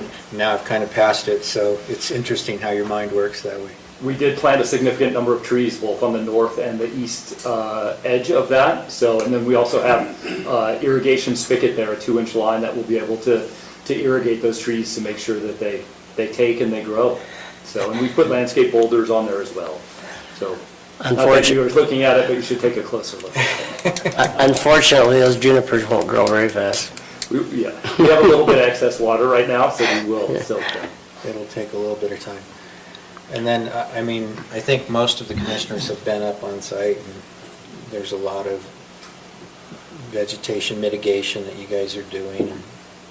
I mean, it's a significant construction project, so you're going to see it, but I think as they mitigate the slopes and so forth, it will. And it is a little more visual right now because we have sprayed the revegetation, the seed mix on there. So the light colored yellow that you see is the re-veg that was very important for both Lance and Mark to ensure that we got that down this fall, that it would take. And we've even sprayed that re-veg in areas that we're going to excavate in the future. Just it will present better for us internally and for our people in the next few years. And then we'll come back and do some more excavation and then revegetate it again. Great. I just want to make another comment. I appreciate all the work that's done behind the scenes. I don't think the public might not recognize really how much work goes into this. Planning department, our county engineer, all the work that is required to get to this preliminary stage. I know the final plat stage, there'll be a lot of work for us to review and look at, but it's a lot of work. Planning commission for all the work they've done reviewing everything. So there is a lot of work being done for this step in process. Thank you. Okay. Is there a motion? Sure, I'll move. I move to approve the Wasatch Peaks Ranch Subdivision Phase 1 preliminary plat, application number 21.042, allowing for a 50-lot subdivision of land located at approximately 4213 North, 3800 West in unincorporated Morgan County based on the findings and with the conditions listed in the staff report dated November 9th, 2021. Second.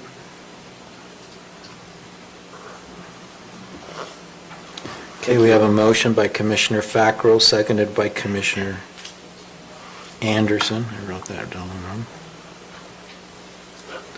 To approve the proposed preliminary plat for Wasatch Peaks Ranch Subdivision Phase 1, application 21.042. Any questions on the motion? All in favor? Aye. Okay, thank you. Thank you. All right. Mr. Evans, Frontier Estates preliminary plat.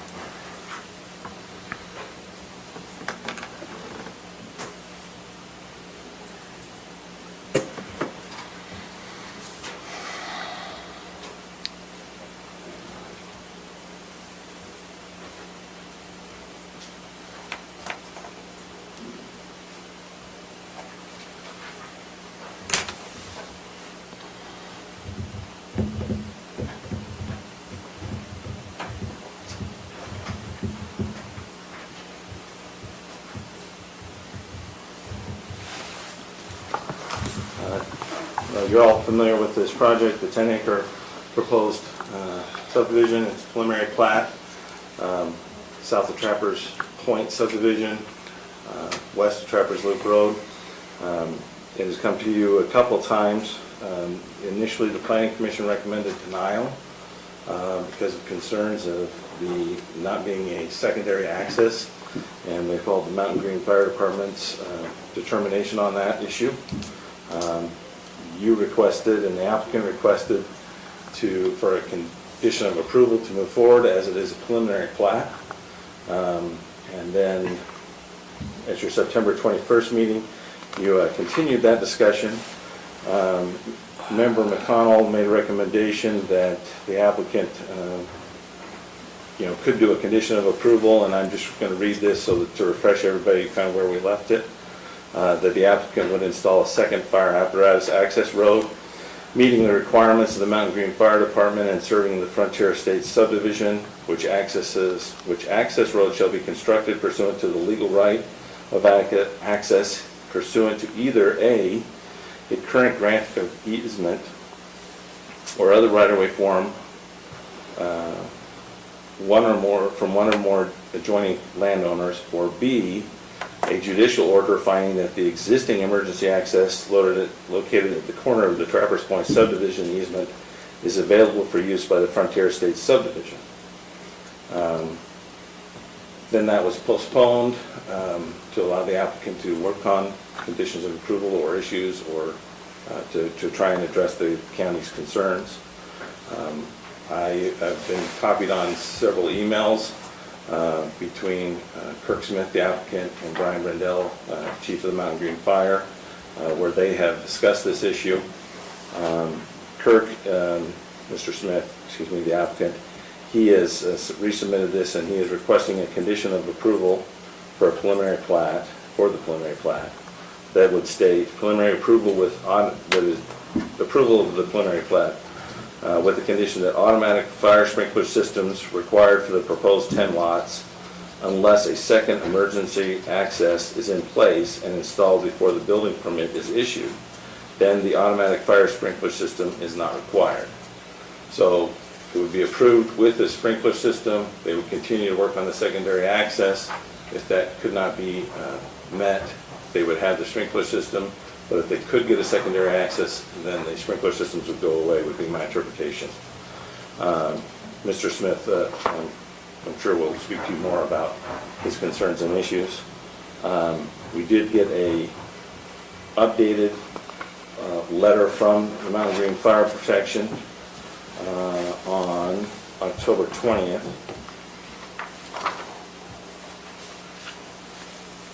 Got messed up in my packet. But Chief Brendel is still concerned and is still requiring that there is a secondary access provided. In short, I'll let the applicant speak to that more, and Chief Brendel is here as well if you'd like to ask questions about the issues and concerns on these secondary required access points. We do have in the staff report, should you go forward and want to do conditions of approval on this preliminary plat, on page 3 of the staff report, there is 6 conditions that were in the original and incorporate this new information. You can read those if we get to that point. Are there any questions for staff? Okay, if there's no questions for Mr. Evans, do you want to hear from Mr. Smith? Personally, I don't have anything further to say. Lance presented what I was requesting. I just feel that we need to be consistent with that. And I've written that, and you've seen what I've written, so. Okay. Any questions for Mr. Smith? Yeah, so you are still pursuing a different route into the subdivision possibly? Oh yeah. I mean, there's always that, and looking There's still an option with the existing, or the easement that was placed in Phase 2 of Trappers Point. So there are options to provide the secondary access. I would suggest that you don't even consider that still, just like I said the last time. You need to consider working out something else with the Warners and not. Well, and we're working on that too. I'm just saying, there are options Yeah. for that. Cost-wise, it's still the cheapest to go through the existing. That just may take a little longer. We are working with the Warners, I think, way here. We present that to them, but still, it's wanted to move forward because you allowed Whisper Ridge to move forward with the fire sprinkling systems. And they don't even have an option. Well, I guess they do, but they're not required or requesting to do an option for a secondary, where I'm still pursuing that. Okay, any further questions for Mr. Smith? No. All right, I'd like to hear from I know you, Chief Brindle, I know you articulated it in a letter, but do you want to address the difference between Whisper Ridge? And Sure, I would be happy to. why you think this is different in kind, I suppose? Well, as I spoke in my letter about the differences of the location of what I call the bottleneck that would limit the number of people being able to evacuate from the subdivision. So I talked a little bit in the letter about the location of the Trappers Point bottleneck is right on Trappers Loop. And Trappers Loop is a well-traveled road with not a tremendous amount of commercial traffic, but there's enough. And also we have trains of people's personal RV campers, whatever. And we have a narrow entrance. Adding fire sprinklers to Mr. Smith's development doesn't help the existing 67 homes that need to evacuate there from Trappers Point. It only adds 10 more houses to that number of people who need to evacuate. In Whisper Ridge 2, the uppermost part of the development is where the bottleneck is located, not near any commercial traffic, it's not near any anything else that would generate an issue at this bottleneck area, and 31 homes are going to go above that. It's less than half of the number that we have not being able to evacuate from Trappers Point.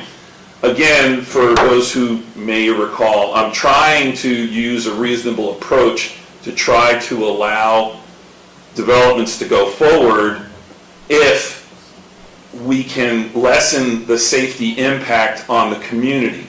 Everything about the fire department is the safety impact on the community. I look at the fact that adding 31 homes that are fully fire sprinklered to the existing 19 homes that are in that section of Whisper Ridge where I live, actually, that actually increases the total number of houses, that we have less of a chance of a conflagration potential, where if you started a fire up there, it'd go from house to house, it can happen. But the bigger picture is starting the wildland on fire. The location for that area, and that was one of the considerations that I made in the overall look at the original Whisper Ridge subdivision, which, to be quite frank, is a kind of a conundrum. It should have never been built the way it was built.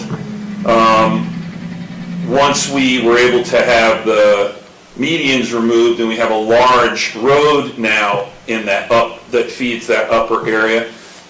I feel pretty confident that that gives us better access and egress to that upper area.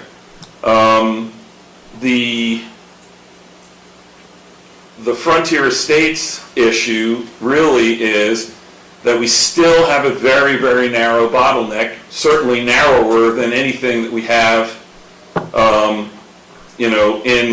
in all of Whisper Ridge. If we look at the 2 exits from Whisper Ridge below the section of Robinson Lane, we have 2 exits. So my thought was that it would be reasonable to consider that. It's mostly about the likelihood of an emergency happening. There's a higher likelihood, I believe, on a main road than there is in a residential subdivision's street, where we would get a blockage that would prevent people from evacuating. So that's where I was. Any further questions for the fire chief? Yeah, I'm trying to, if they were all fire sprinklered, what's the chances that, I mean, in a fire sprinkler situation, what is the likelihood of the fire growing fast enough that they would have to evacuate that whole area? Well, I don't look at just that, the fire sprinkling aspect here. Even though this is in the wildland, it's a different kind of wildland than on the end of Robinson Lane. Robinson Lane's another 500 feet, or, well, let's put it this way, I don't know what the difference in elevation is. But certainly the trees around there are different. This is a grassland area. The upper part of Robinson Lane is a lot of oak brush, stuff that we would be more concerned about from a fire department standpoint. Having a fire sprinkler in your house is going to put the fire out before we even get there, or it should, as long as it's a properly functioning system that hasn't been disabled or damaged in an explosion or whatever. But the likelihood is that it's going to stay to the building of origin instead of spreading, okay? I don't consider the addition of 10 sprinklered homes to outweigh the exit issue right here.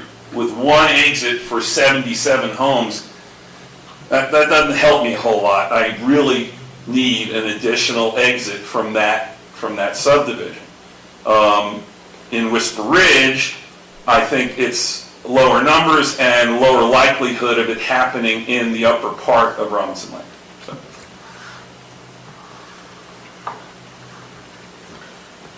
Okay, so as I understand the request, it's to approve the preliminary plat of subdivision with a different condition of approval.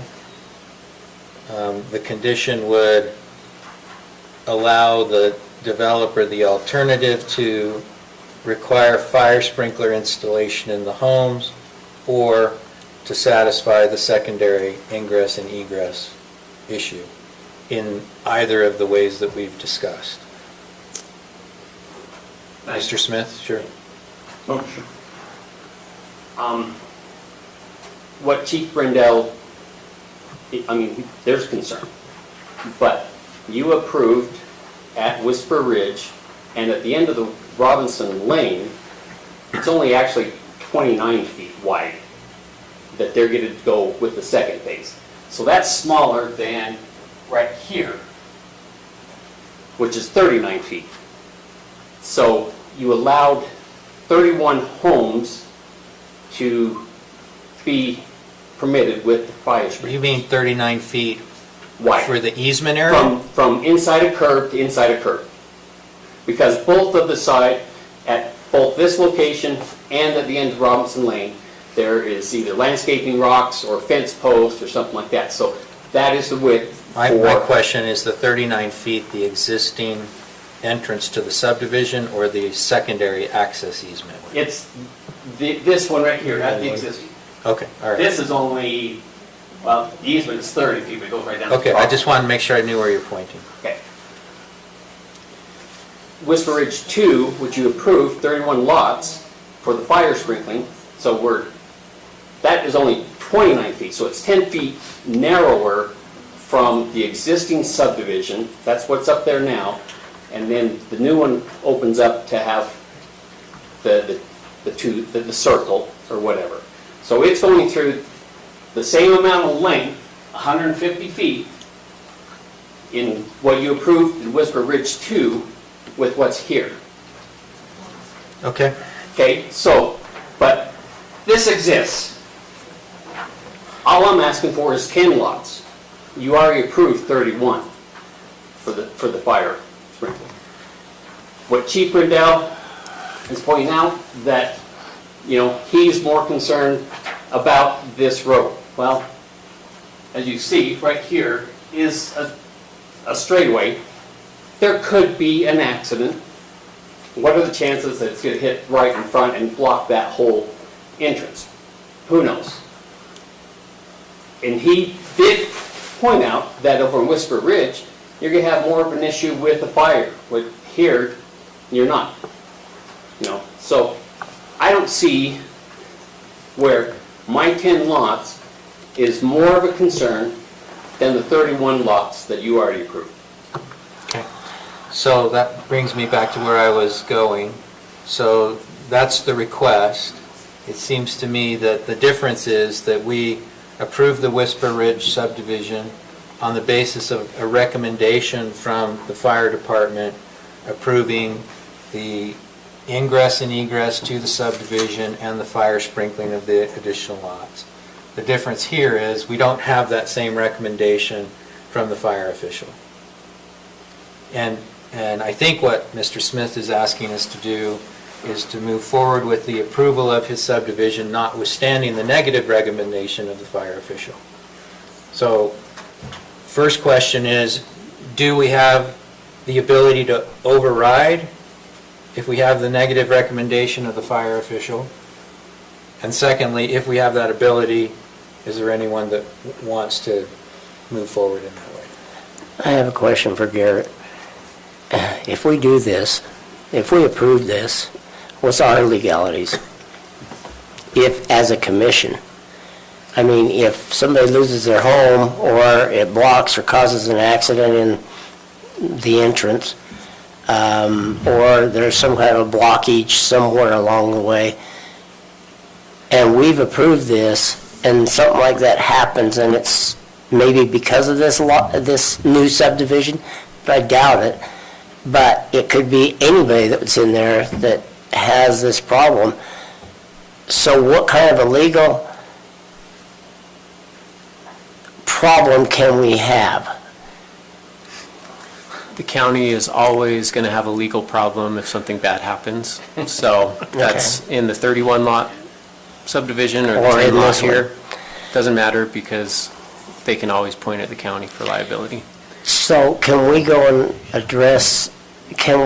approve this preliminary plat with the condition that the sprinkler apparatuses are put in, and with the condition that he still continues to seek other avenues as a secondary egress? So I don't know if, I think I received this from Commissioner Anderson, I could be wrong. It was forwarded from Kelly G. Snow, who's the fire protection engineer, deputy state fire marshal. Is that one that you, does that sound Yeah, I was familiar? looking in the packet, and I don't know if the applicant included that in your packet or not. I didn't see it. I didn't see it in the packet, but I guess the question, there's a couple questions that came up when this was forwarded to me. The applicant reached out to the state to get clarification on that Appendix D provision that we discussed at great length a few meetings ago or months ago. And the question was whether the exception would apply to just new homes or new and existing homes. So that was the question, because when the commission had discussed it when it came a couple months ago, it was our understanding from our fire code official that it would apply to both new and existing. And what the state, or the Deputy State Fire Marshal indicated in their email, let's see, it says the D, so Appendix D 107.1 allows the exception of the required 2 access roads, and to meet this requirement, all new homes added would be required to be fire sprinkled and allowed to use the NFPA 13D as a standard. So that was their interpretation of the code, which had previously been interpreted to require new and existing homes to all be fire sprinklered, and the likelihood of those 67 homes existing to be fire sprinklered was not an option. And so that was taken off the table at that prior meeting. I think the question here that goes back to what Chair McConnell asked is, who is the AHJ, or the agency having jurisdiction? The fire chief for Mountain Green indicates that he would be the AHJ, and I guess that's one way to look at it, but all of our, I guess, our recent codes that we've talked about, it says that the land use authority has the jurisdiction, but they act upon recommendation of the fire code official and the county engineer. So that would be maybe the only distinction I would make in that letter, is that at the end of the day, the agency having jurisdiction would be the commission. But your second question, do you want to ignore the recommendation of your fire code official? I think that would be. Well, I guess the thought that I have, I don't, consider. to ever say I want to ignore a recommendation. Or not probably, ignore, but. No, because it's a good way to bring it up. I guess the thought I have is consistency, and I think Chief Brundell's done a great job. I don't know how you can be exactly consistent on every scenario, because every scenario is different. So I think he's doing his best to say, look, here's the differences. I do have a concern when we have similar numbers, similar widths. Sounds like in some places it's narrower, some places it's a little bit wider. I mean, I drove up the road up to Whisper Ridge, and if there's a fire at the top, my teenage daughter isn't going to make it out because of the turns and the steepness of the road. She's going to be in somebody's front yard before she gets to the main road. So there are a lot of, depending on where you're at and what's going on. So I guess the thought I have is to be consistent, though. And if we're going to sprinkle, they're similar enough from what I've understood and heard, that if we're going to sprinkle in one, we ought to approve the sprinkling in the other. But if we're not, then let's not do it in Whisper Ridge either, and figure out the same thing that we're requiring the other applicant to do, and figure out a secondary access for both locations. I'm not discounting, I'm not ignoring at all, or minimizing the years of experience Chief Brundell has. So, but I'm concerned about the inconsistencies when they seem to be fairly similar. Yeah, it's too bad that you can't put sprinkle apparatuses in every home, no matter where they're at. If it'll stop a fire from the water's going to demolish your house anyway, but because I know in my area, the fire department won't get there before it's burnt down. And so I think the same thing. I mean, I don't know. I just think we ought to have one standard and follow it.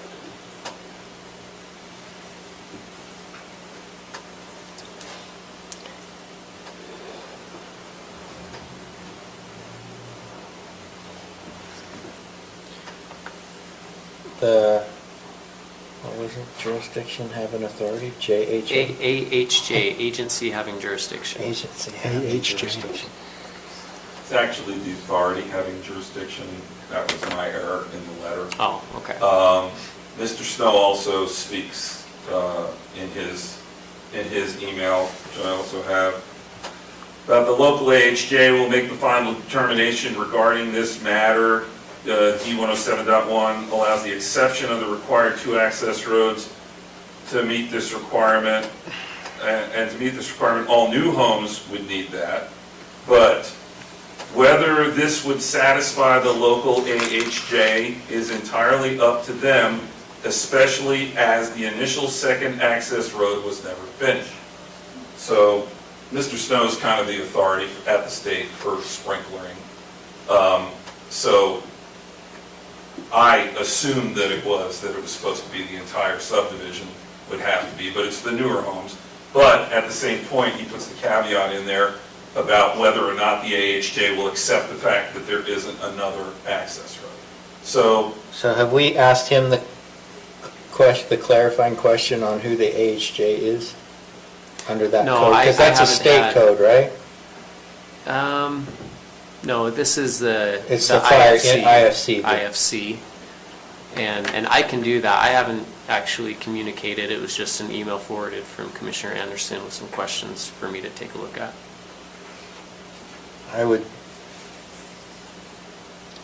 I appreciate the notions of consistency, the desire for consistency. I think that's something we should clearly pursue. I would like to get clarification from them on who's the AHJ. If we are the land use jurisdiction, is the AHJ for purposes of the International Fire Code, then we could consider. Is the fire code part of the ordinance? We adopt the International Fire Code. Right, and that's what this is coming from. So What do you mean this is coming from? the exception for the sprinklers. Yeah, but if It's we... in that ordinance. It is. My question is... It's we've not in adopted- our ordinance, it's in our fire code that we've adopted through our Right, ordinance. we've adopted the International Fire Code by ordinance. I'm simply asking for those who regularly interpret the International Fire Code to tell me whether the AHJ is the local fire official or it's the land use jurisdiction within which it occurs. I thought the attorney just said that it was the land use authority, which is... No, I didn't say that. I said He that suggested in that's a other areas of our possibility. code, it says that the land use authority is either the planning commission or the county commission based on the size. And in those, it talks about following recommendations of the county engineer and the fire code official. may I read, if I may? Sure. In North America, AHJ's authority having jurisdiction act as the enforcement arm of NFPA, National Fire Protection Association 79, 790, and other codes. While it's not intended to be confusing, the fact of the matter is AHJ isn't just one person or office. For instance, for a fire safety issue, the AHJ may be a fire marshal. For a structural issue, the AHJ may be the building code inspector. So it's kind of a joint responsibility in some ways. But for fire safety issues, typically you're deferred to the fire code official. So that's just quickly looking up AHJ on the internet. So. Okay, my question, if we're going to give the final decision to the fire, what legal action do I have? Do I have to pursue a suit against him, or is it with the commission? So Because I think there is inconsistency here, and it's arbitrary. You've expressed your feeling that the two applications have been handled inconsistently. I understand that. I'm not familiar enough with the International Fire Code to know what the appeal procedure is. And, I mean, we could clearly vote to deny it on the basis of the recommendation of the fire official, which would give you a right of appeal. And then you would be able to appeal that decision to the district court. The district court would evaluate whether our determination was arbitrary and capricious or illegal on the basis of following the recommendation of the fire official. I don't know, honestly, if there's an interim appeal that can be made on the basis of the fire official's determination. And I'm not trying to hide anything from you, I literally don't know. I haven't done international fire code stuff, so they may have a separate right of appeal. If they don't, your preference may be for us to deny so that you can bring an appeal against our determination. So it allows you to move forward in that way. I'm only one commissioner, though.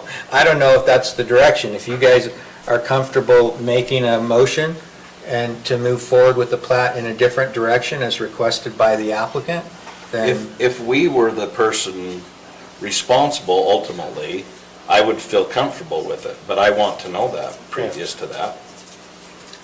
That was kind of my question, and I can clarify with the state. I just pulled up the International Fire Code, and there is no reference to an AHJ in the fire code, so it must be a term that's used but not in the fire code itself.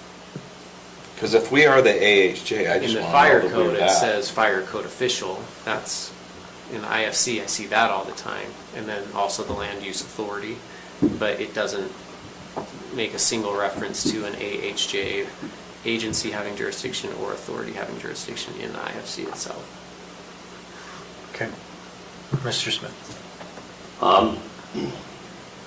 Seeing you're hung up on the HJ with the fire sprinklers, then I would propose that you approve with the condition that for final, I come back with a second access that would be put in at the time the subdivision goes in.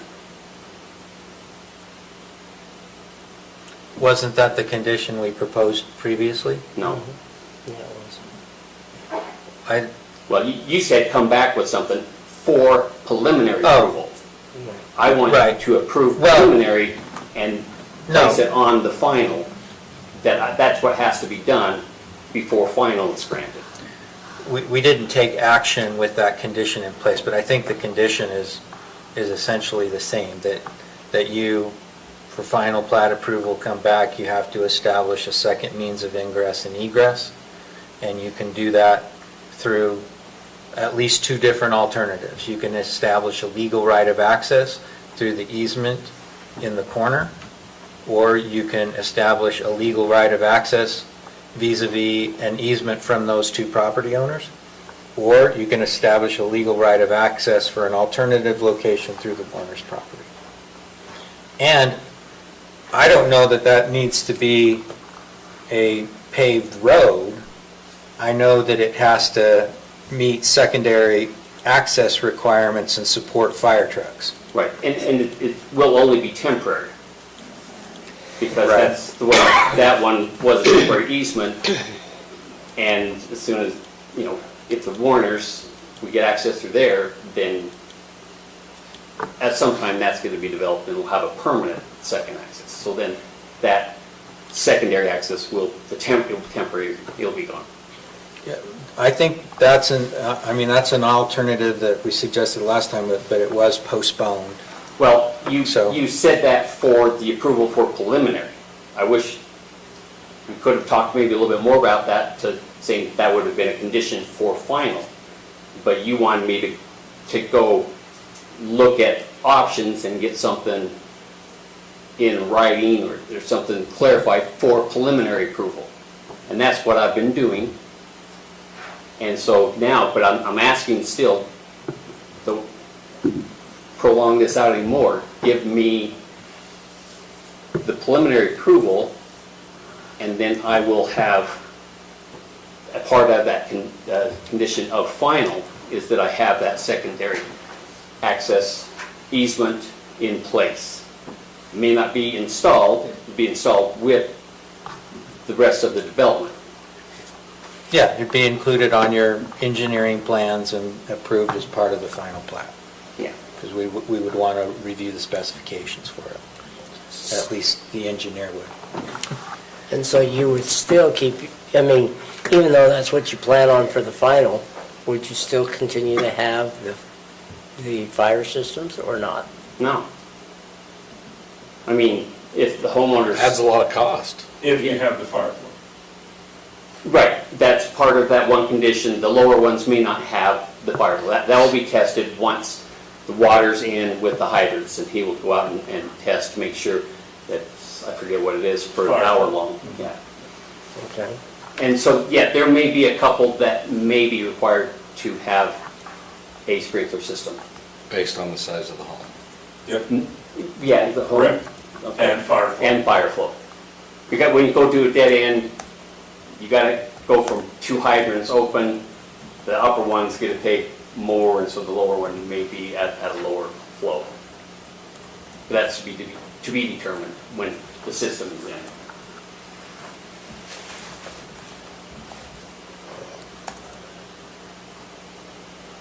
May I interject just to clarify?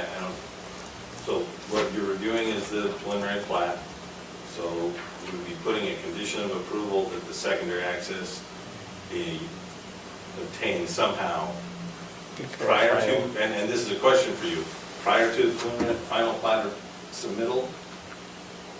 Or, but I just want to be clear, we can't put a condition on the final plat at preliminary. No, I think it's a condition of approval of the preliminary plat, that the final plat have the secondary access established. Correct. Okay. Correct.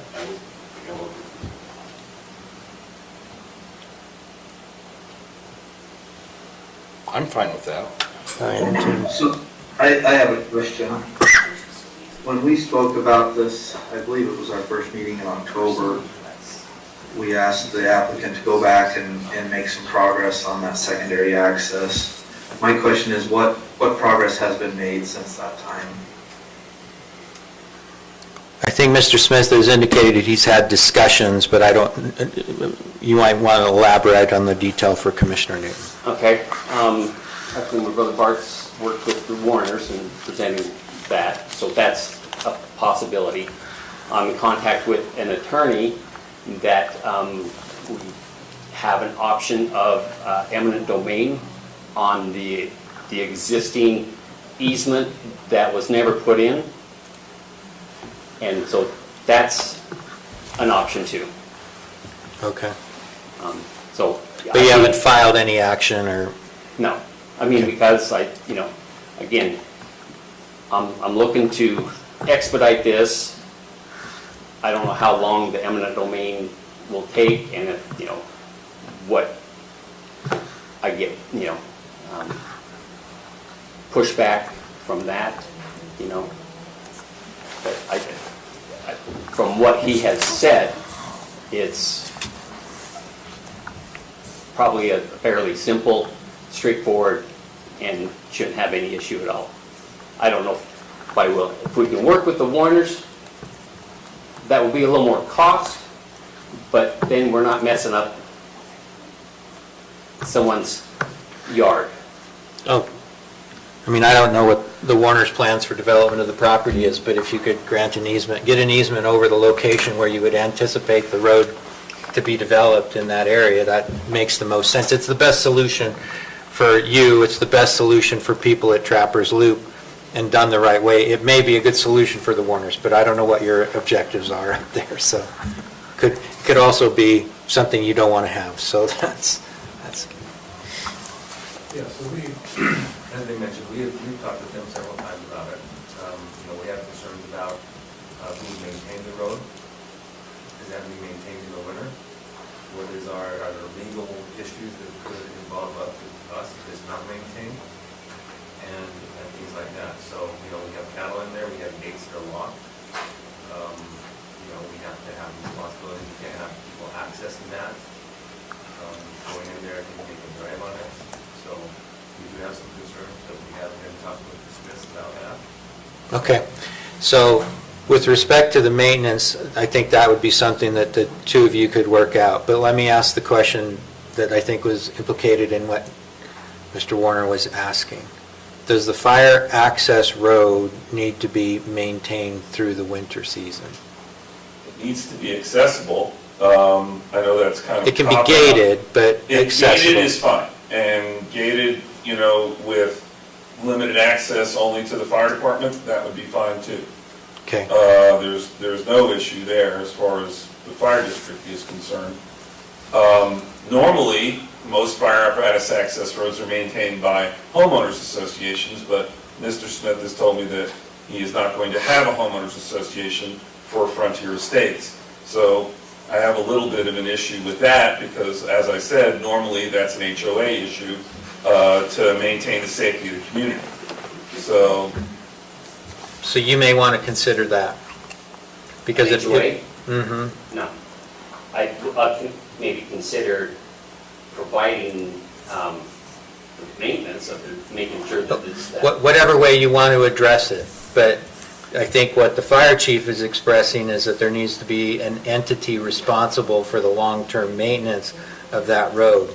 I mean, ultimately, it may be developed as a public road in the future, in which case the county would undertake the maintenance of the publicly installed road. Right. But in the interim, somebody's going to have to be responsible for maintaining it to appropriate standards, so it's usable and serves the purpose for which we're talking about. Maybe I'll just hire some kids when it snows, the snowmobile will pack it down, so it'll be accessible for the fire.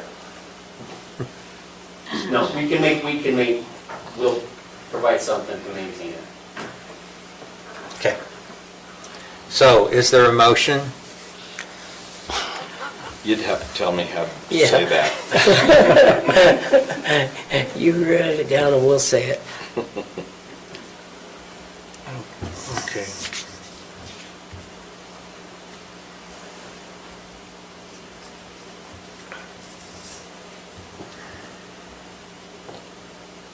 So, let's see, was my packet the only one that mixed up all the pages? Go goes that way to too. page 153 on your PDF document. That has the six conditions. 153? So what I think I'm looking for is a motion. Mine wasn't. Where are you at? Page 153. 153, the PDF document. To approve the preliminary plat of subdivision for the Frontier Estates. It's a proposed 10-lot subdivision on 11.67 acres, subject to the findings of fact, based upon the findings of fact, and subject to the conditions for approval set forth in the staff report.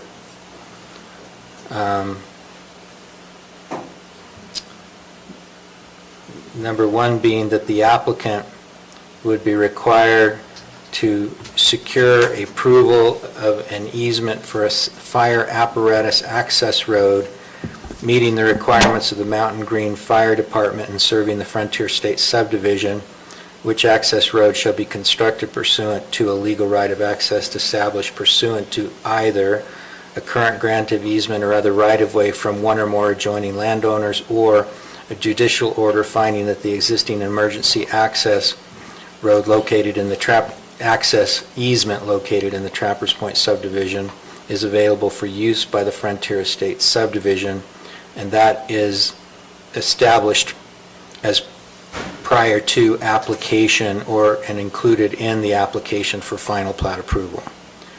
That all of the county engineer review comments be addressed, that the applicant address and note on the final plat the ownership of the sewer lines and submits the required documents of ownership and maintenance, that all outsourced consultant fees are paid current prior to final plat recordation, that all other local, state, and federal laws are adhered to, and that contemporaneous with the recordation of the final plat of subdivision, the applicant will record a covenant with respect to each residential lot, requiring each residential structure constructed thereon. Well, If you go with one, you would drop 6. yeah, that one could come out.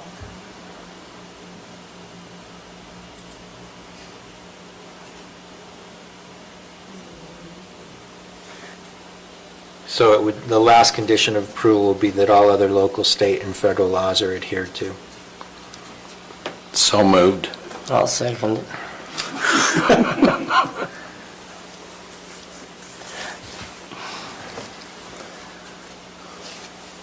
Okay, so we have a motion by Commissioner Wilson, seconded by Commissioner Fackrell, to approve the Frontier Estates preliminary plat subdivision based upon the findings of facts set forth in the staff report and the conditions of approval that I just articulated. Any questions on the motion? All in favor? Aye. Okay, any opposed? Okay, thank you. Thank you. Can we have a recess? Yeah, we're going to take a 5-minute recess. We'll be back at 20 after.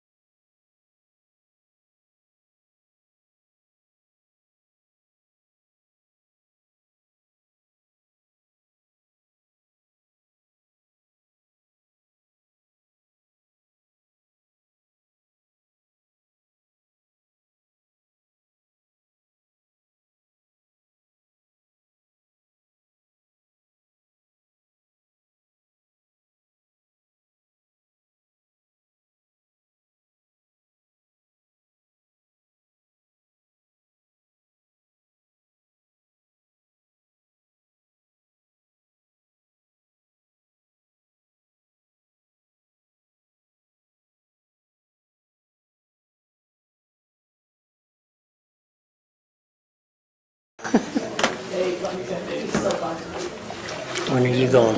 To St. George tomorrow, or? Yeah, my wife's teaching a class at 10. I'll probably pick her up from there, leave right from there. So how important is it for me to be in the rural caucus or the public lands caucus? It's really up to you in terms of what you want to attend. I don't think public lands to me is an ancillary issue in our county because we have so little of them. That's true. The rural caucus could be potentially useful. One of the commissioners I talked to today says, we know you don't have any public lands, but we need your support because you're up there by the Wasatch Front. And, because they say they have a big problem. It's an important issue statewide, there's no doubt about it. Yeah. So, you going to 2:00 tomorrow night? Yeah, we'll be. There are some major issues. I'm postponing these two next Okay, let's go ahead and get going again.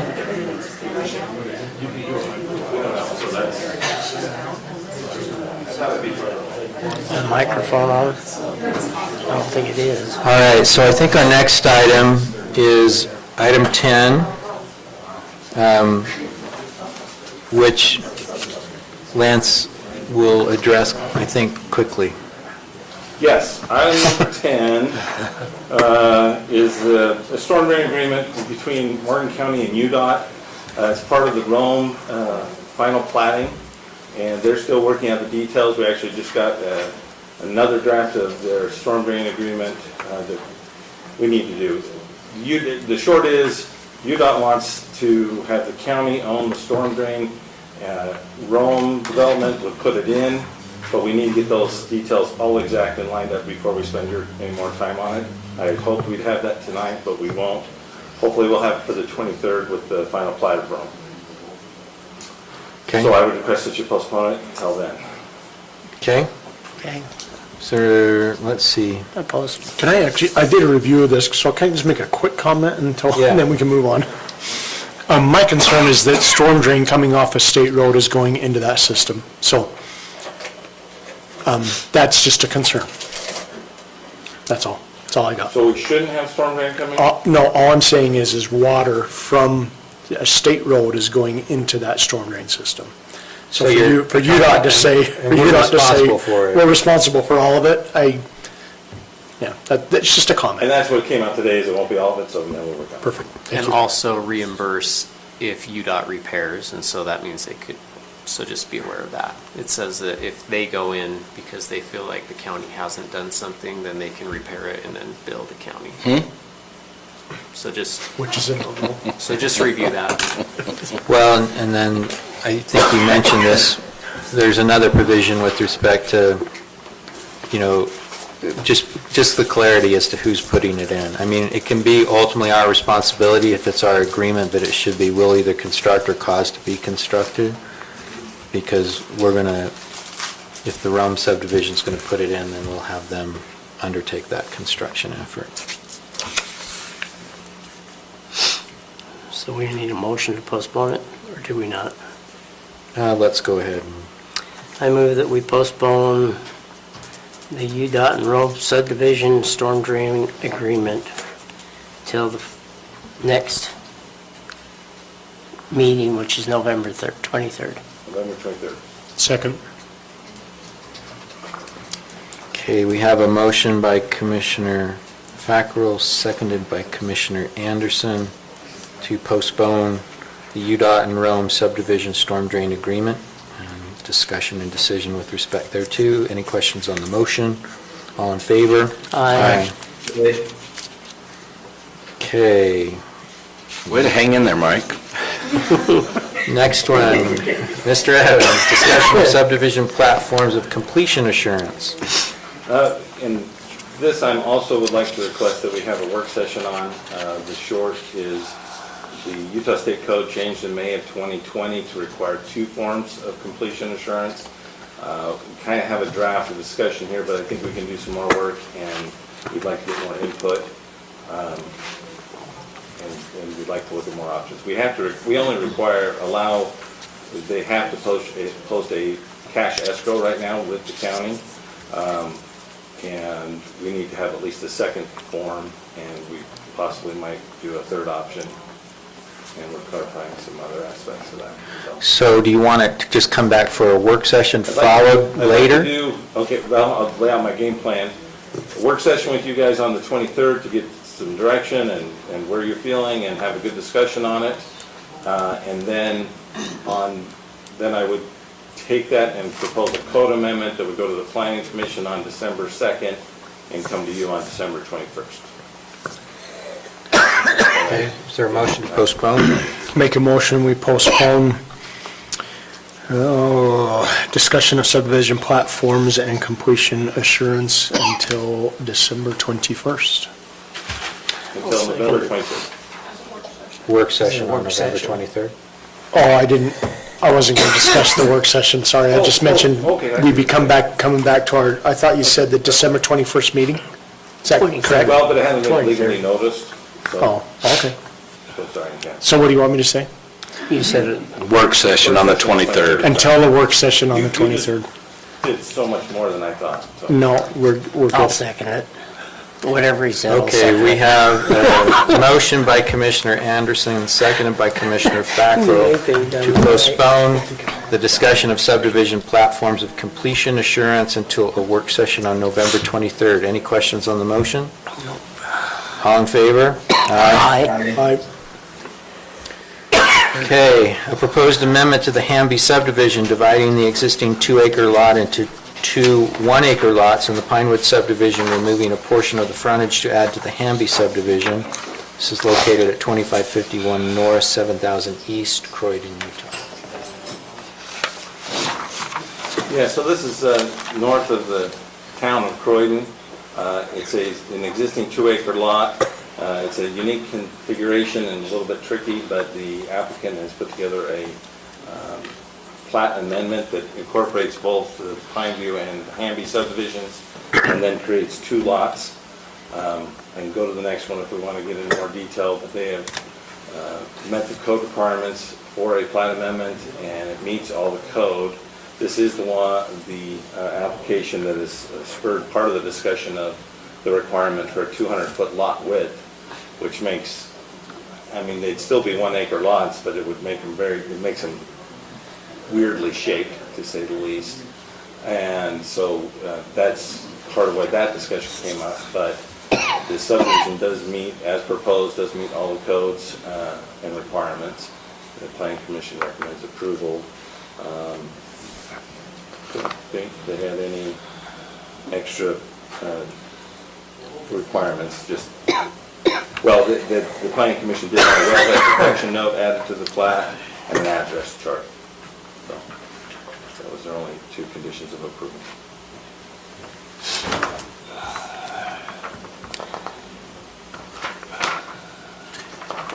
Make a motion that we approve the proposed amendment to the Hamby subdivision dividing the existing 2-acre lot into 2 1-acre lots, and the Pineview subdivision removing a portion of the frontage to add to the Hamby subdivision with the, did you say 2? 2, with the 2 conditions as 2 noted. conditions, yes. And based on the findings in the Yes. staff report? Yes. Okay. Second. May, point of order. You said Pineview, is it Pinewood or Pineview subdivision? Pinewood. Okay. I may Correction. have said Pineview, sorry. Correction, Pinewood. All right, just wanted to know. So we have a motion by Commissioner Anderson, seconded by Commissioner Wilson to approve the Hamby/Pinewood subdivision plat amendment, application 21-041, based upon the findings set forth in the staff report and the conditions of approval listed in the staff report and recommended by the Planning Commission. Any questions on the motion? All in favor? Aye. Aye. Any opposed? All right, our next item, 13, Bart Smith, apply previously paid concept and preliminary fees for Shady Creek Estates to the forthcoming application to be resubmitted for the same project.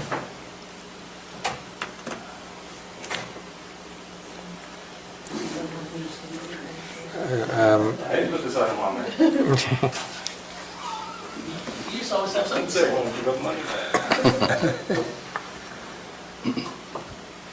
I appreciate you hanging in there. Getting close. Just keep it moving fast and just hurry and approve this. As I kind of, with the application there, I wanted you to just kind of see the history. Initially, I started this project, I submitted my initial concept in December of 2015. And received concept approval, paid for the preliminary, and that came forth before the prior county council in the fall of 2018 when the drought was at its worst and the water conditions and the improvements we hadn't been able to work on, trying to get things worked out with the Division of Drinking Water. I did have they extended that for the 1 year, and when I went in for the next extension, they did not grant at that time. And so You mean your preliminary plat approval was extended once? my concept was, so I got the concept approval in the fall of 2016, extended it after the year, I extended another year, it took me into the fall of 2018. And the council said, well, we can't extend it anymore because they wouldn't grant preliminary. I paid the preliminary, we went through all the preliminary, but we were still dealing with water issues. So it just expired. The application ran out. I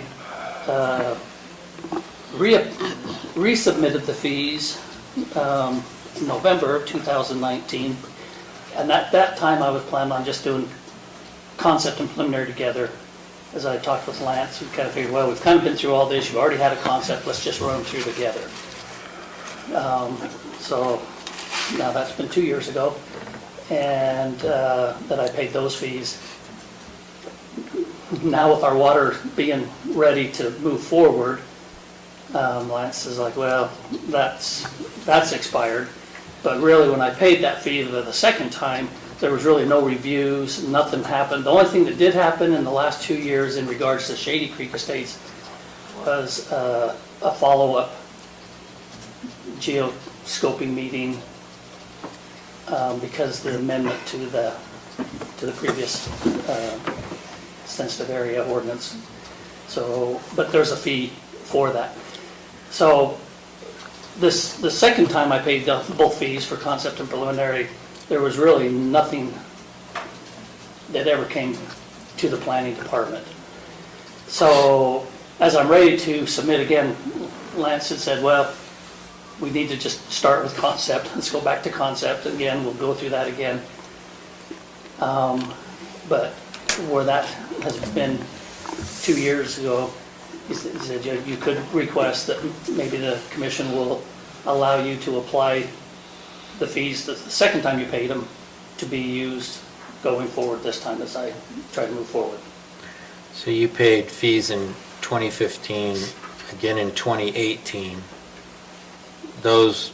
That was a concept and preliminary. And that went through the process? Yes. And then you paid fees in November of 2019? Yeah, I paid two separate fees? Yeah, and I paid those both together because at that time we were just thinking, well, we've already had a concept approval before. Let's go ahead and just run them both together at the same time. At this point, in discussing with Lance, it's kind of like, well, let's just go back and do concept, and then we'll work and go through forward that way. But the fact is, I guess, so my question is to this commission is, can those fees that have been paid and really never used, I guess, and when I say used, no effort went forth by the county. Well, the county engineer always bills separately, but between the planning department, there was nothing. I submitted, everything had already been submitted, I don't even know if I had to resubmit anything in reality. I just turned in my application, paid my fees, hoping that we were ready to move on. And Okay.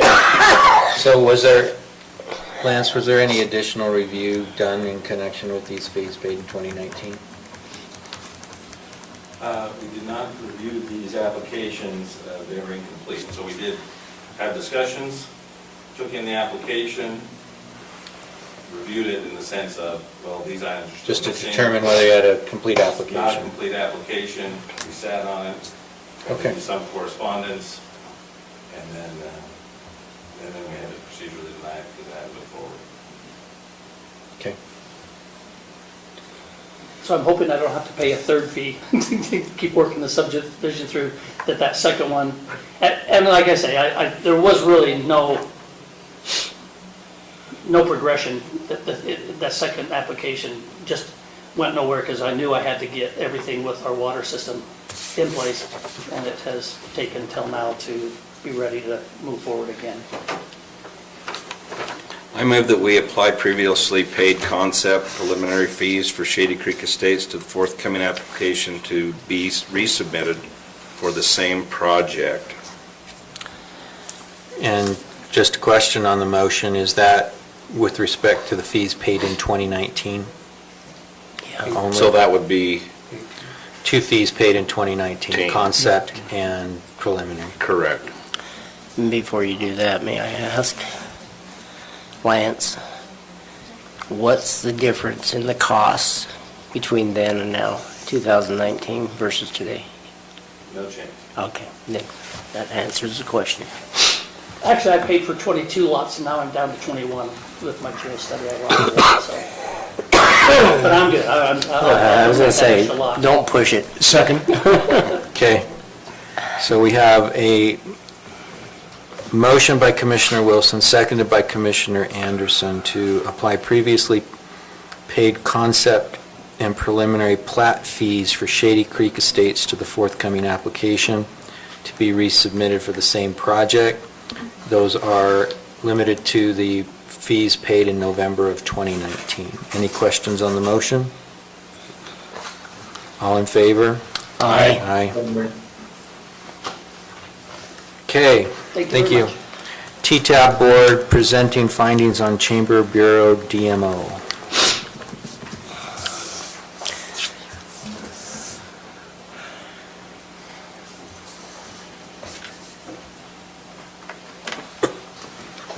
Thank you, Commissioners, for your time this evening. This is a really long presentation we've prepared for you, so grab your Cokes. Okay. I've heard it's only 4 minutes. All right, let's turn on the timer. So my name's Donna Zuckermi. I'm a volunteer member of the newly formed Tourism Tax Advisory Board, also known as T-Tab. Just a brief background, Morgan County is currently collecting the TRT and the TRCC taxes. These are taxes charged on things like hotel rooms, tourism, recreation, airport facilities, RV and off-road motor vehicle rentals, food, and alcohol sales. Utah State tax law mandates that since we are collecting these tourism taxes, we must operate a tourism tax advisory board that will provide recommendations to the commission on how to expend these funds to best meet Morgan County's needs. Morgan County's T-Tab is comprised of Morgan County residents and businesses who are already collecting and contributing to the TRT and TRCC taxes.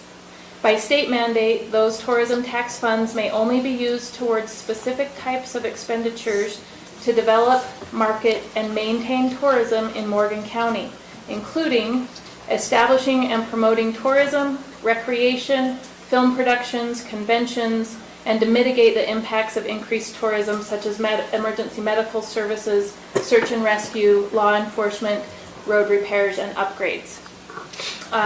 We are currently in the process of researching how other counties in Utah have structured their destination management organizations, and we will soon have some recommendations for the commission on how Morgan's DMO can be structured and organized to best meet the goals and objectives of our county. So without further ado, we do have an expenditure request. Chris Haramoda has a letter of recommendation, yeah. Sure. Sorry we didn't get this to you sooner. But it's a letter of recommendation for this expenditure that I'm going to explain here. Sir? You were supposed to send it to me.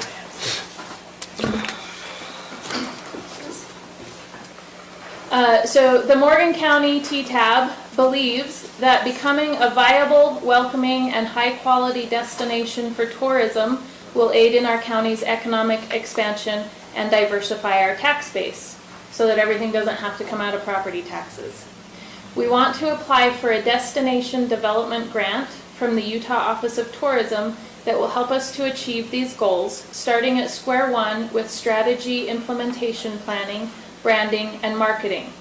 The Utah Office of Tourism and their contracted consulting firms will work with us to develop a tourism master plan for destination development and tourism economic expansion. They'll help us create and execute deliverables that are actionable, relevant, and specific to Morgan County. This two-part program has a 9-month timeline. After program completion, the Utah Office of Tourism will continue to support us by conducting biannual follow-up reviews to gauge progress for the first 3 years. So the TTAB recommends to the Commission that you approve the expenditure of $32,500 as a 50-50 required match for the Utah Office of Tourism's Destination Development Grant Program. This expenditure should come from the ARPA grant funds, which is preferred, or the TRT fund balance. And I just want to clarify again, we are not talking about property taxes. We're talking about using grant funds and tourism tax dollars to help us diversify our tax base and increase tax revenue from visitors to this county to help lighten the tax burden on our county's residents. Do you guys have anything to add, Chris or Mauricio? Okay. Stacy, what's the balance in TRT? 351,000. So approximately. So you said 50% match, so if we are putting in 32.5, then actually the total cost would be 65? That's correct. Okay.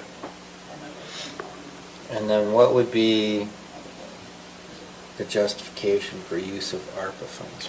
Tourism and economic growth. Fits within it? That's within it. Were you able to find the specific area where that fits, Blaine? No, I have I not. didn't see it in the documentation, so I am a little concerned about using ARPA funding. If we can find in the documentation where it says we could specifically use it, I think we should. But otherwise, I think we ought to pull from the TRT fund balance. And what does this pay for? I would agree. What is this paying for? So, let me see if I can read this word. It is. I feel like we have a lot of people Planning. like to come in and spend money planning things for our county, but Yeah. I don't see a lot of stuff come from it. I hear you on that. But the thing about this is, I mean, we've got this money to use for this purpose, and how can we develop our tourism if we don't have a plan? We don't have. Why do we have to hire $60,000 to make a plan? What is the TTAB board for? Yep, here, these guys want to answer these questions. They're like. I think the biggest thing that I've noticed just with being in the county for about 10 years is that we've tried to basically brand ourselves through the Economic Development Board for many, many, many years, trying to essentially create what our story is that we can share with people from outside of the county. And I think one aspect of hiring this firm to come in and do the work for us is when you live inside the county, sometimes you don't get the whole picture of what Morgan County is as far as tourism and recreation. So having that outside presence coming in to our county to basically catalog everything that we have to offer people as far as recreation and tourism is the benefit of bringing it in. There's several DMOs around the state that have used the same companies to come in and basically kind of help us tell what our story is. And like I mentioned before, I mean, you hear all these words like, branding and other things like that, but it's essentially, what are we going to do? How are we going to let people know how great Morgan County is, right? Essentially, we want to bring these people in, spend their money, and then send them on their way home, right? Sure. That's essentially the ultimate goal with this. And, working with the Office of Outdoor Tourism, I think they're the leader, especially when it comes to, finding these companies that are highly recommended through them. So I think that's what, And who is this company? I'd have to look up their names though, but I just spoke with Bianca Lyons, who oversees the community outreach program through the Office of Outdoor Tourism, or what's the right word? Yeah. Utah Office of Tourism, excuse me. Tourism and Outdoor, right. And what do they guarantee? Is this like advertising where they say, well, you can't measure what we do for you? So one of the things that this company does is they go into a destination and they create the branding. So as far as deliverables go, they create the branding, they create the logo, they create the messaging, they create what initially a marketing company will do for a business. So what they do is they'll create the assets that we have, that we'll need in order for branding and to be able to look more professional. And not to say that we don't have the professionalism within the county, but to Chris's words is, for example, for us, we see cattle, we see horses, we smell cattle, we smell the horses, we see the railroads. To us, that's just a daily occurrence. That's just part of living in rural Utah. Well, there's an example of people who, when they're coming from the East Coast, when they're coming from other parts of the state, other parts of the country, or other parts of the world, they will literally stop on the side of the road to take a picture of a cow because they don't see cows. And for us, we're going to see if somebody in the county were to take, this is why we want the outside perspective, if somebody in the county were to do this, they're going to have the vision and the visuals of what we see day to day, which is different from what a destination puts together. And then working with one of our companies, we work with destinations all over the globe.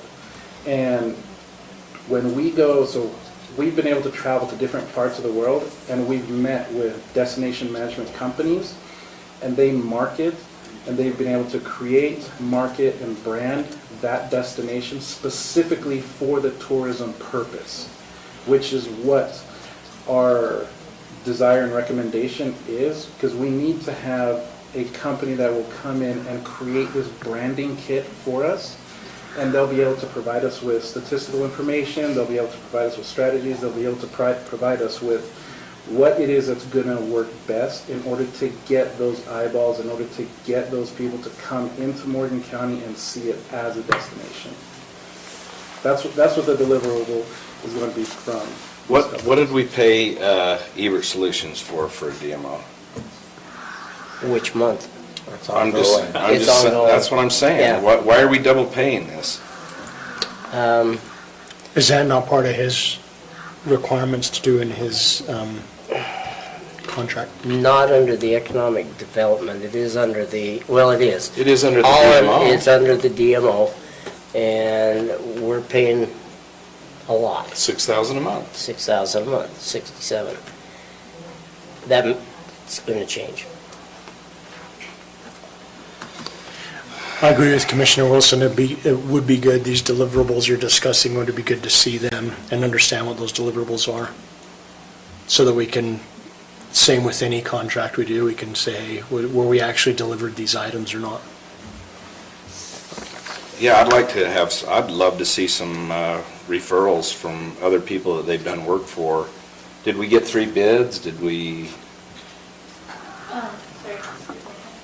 So we don't actually choose who the contracting company is. The Utah Office of Tourism has already selected these companies that they're working with. It's Utah Office of Tourism's grant program. And a big part in my mind is that they're going to help us develop a tourism master plan for destination development. And it's not like they're going to come in and tell us how that should look. They're just going to guide us through the process of that. The TTAB and the chamber and the commission is who will decide how that should look, but under the guidance of them helping us to develop it, is my So do they understanding. give you, hey, we're going to give you 200 hours of our time?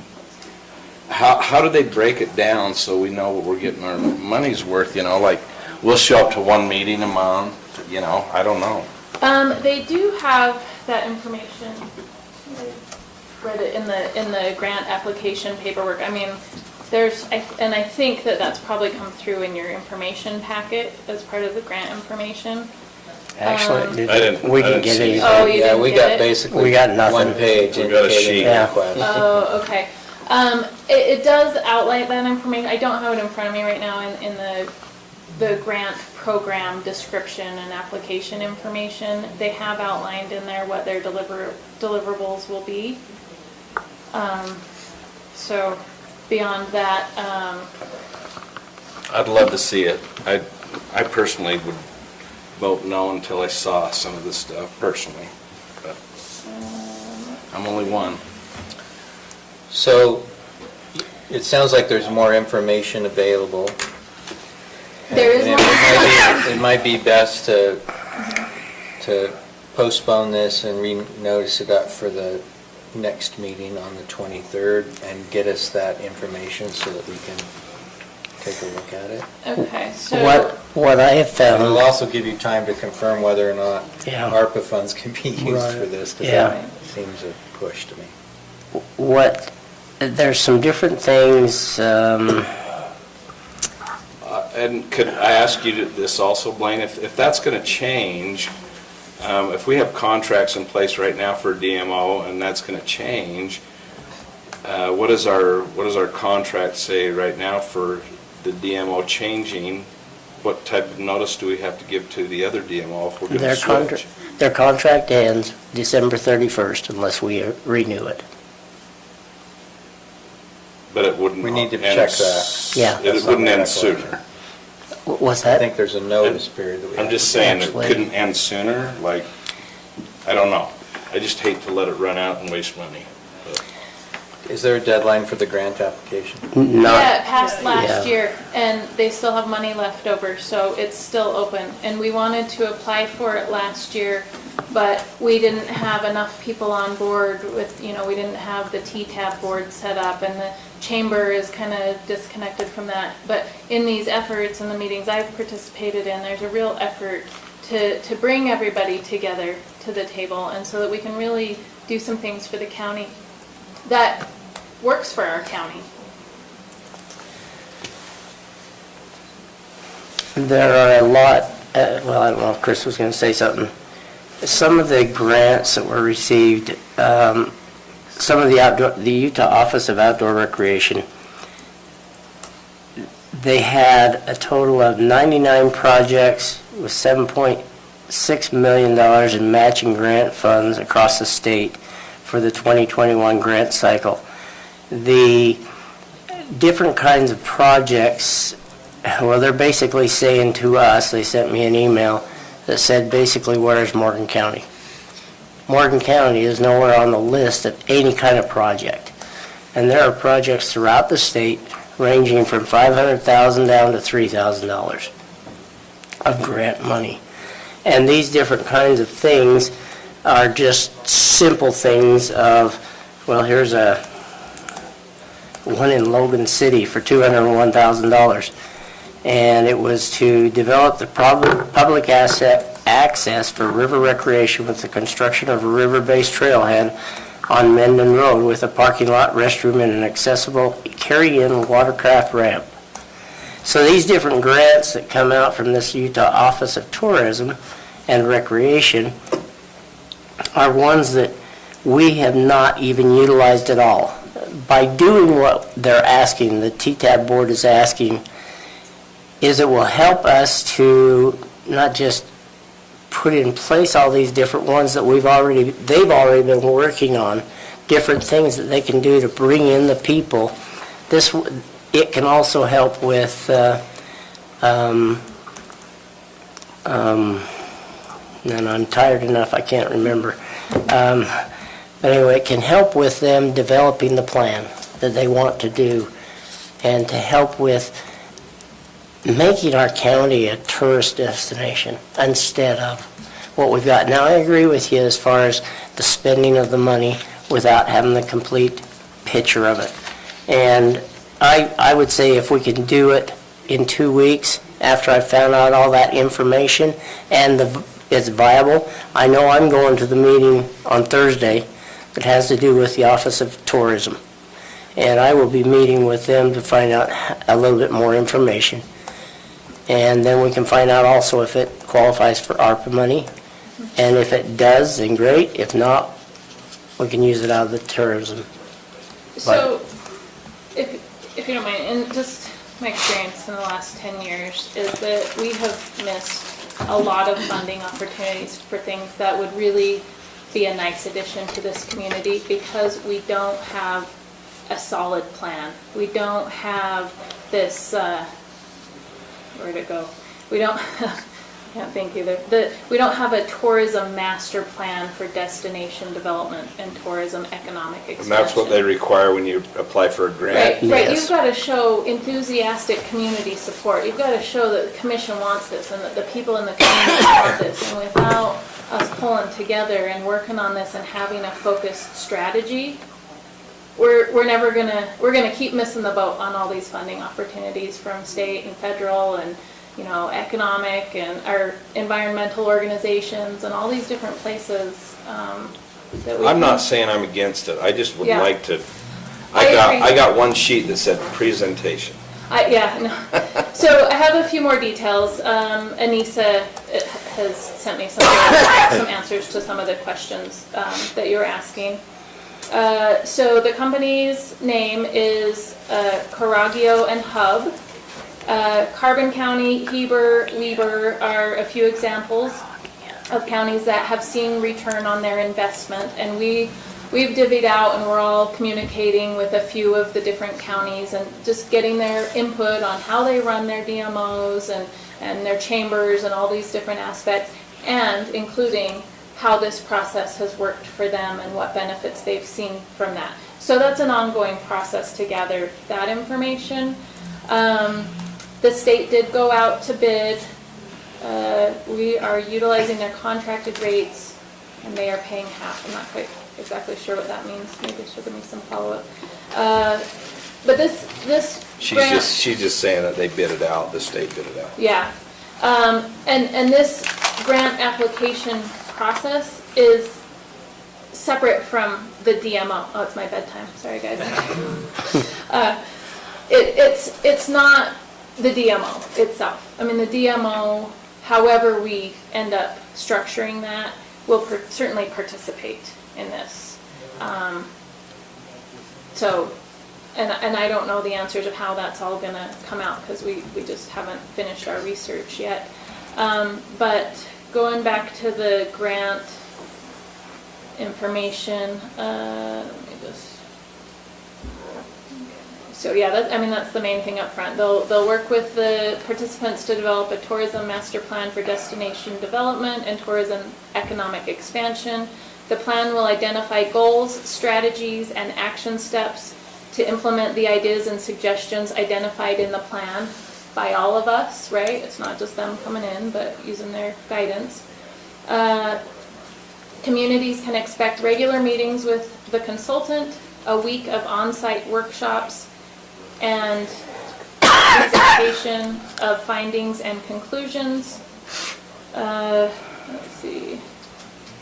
Okay, there's some other details we don't need. And then the other part of that grant, the consulting firm will work with the participants to create an authentic, compelling brand and strategy for use in messaging, marketing, and internal communications. The consultants will conduct on-site and online research in addition to providing regular update and feedback meetings. The consultants will present their results and provide the community with a marketing plan and any created assets.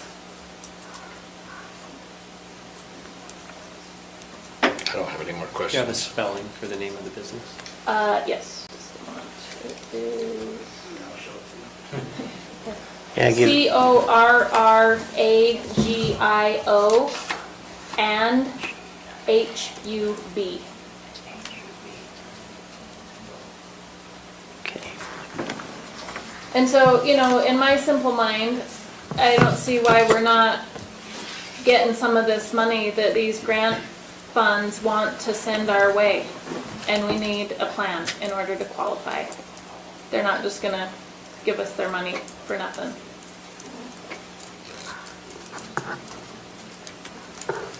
So it's not a registered business in Utah, and I can't seem to find it online.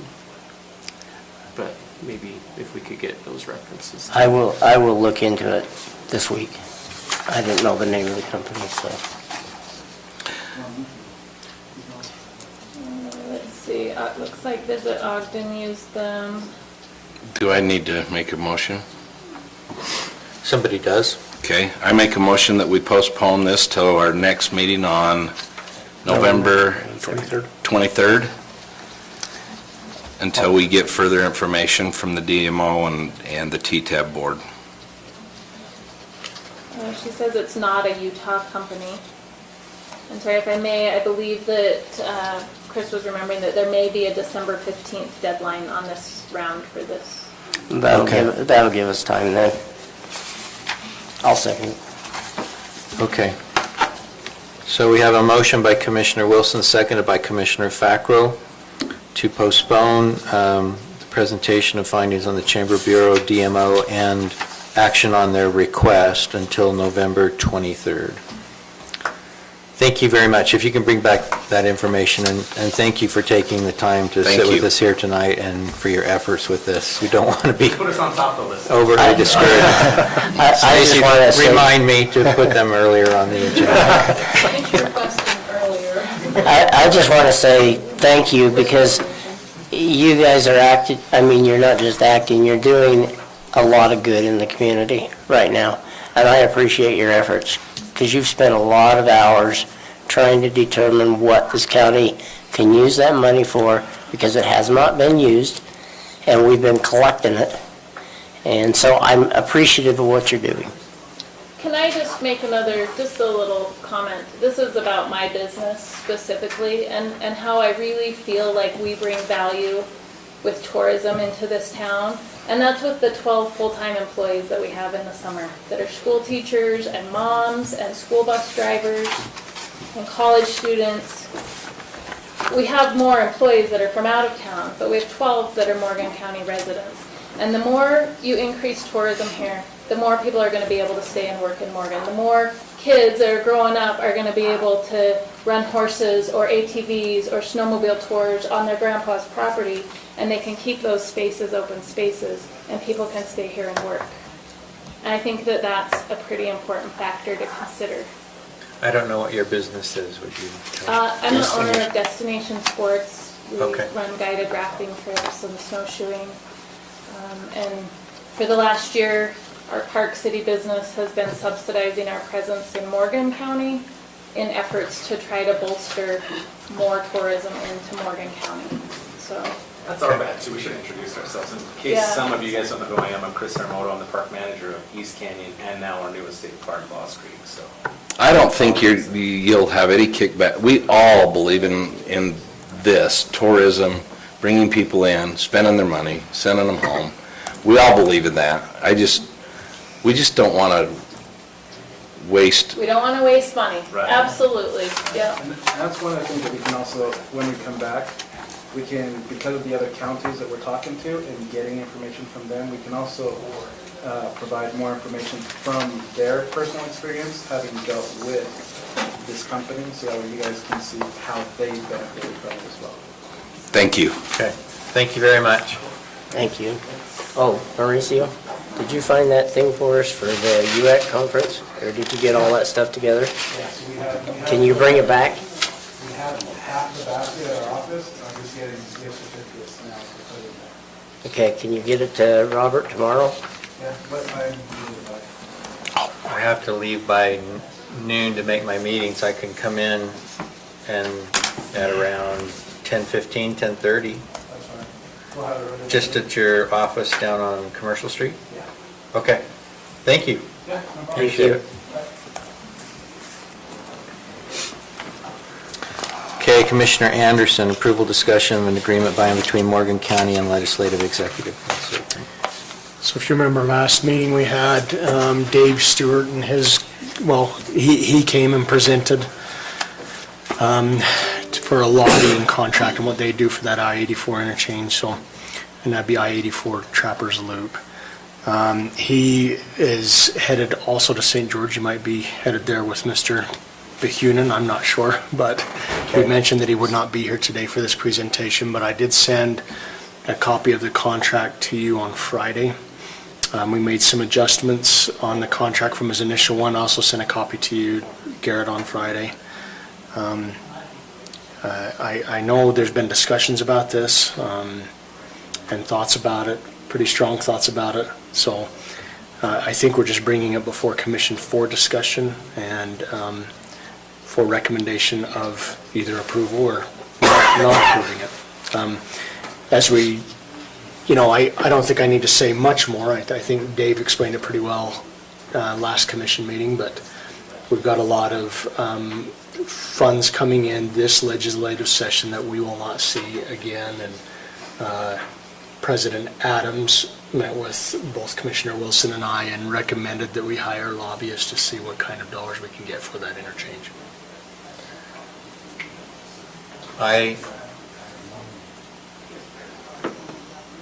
I recognize all of the lobbyists involved. I think they're all qualified and well-connected and will do a good job.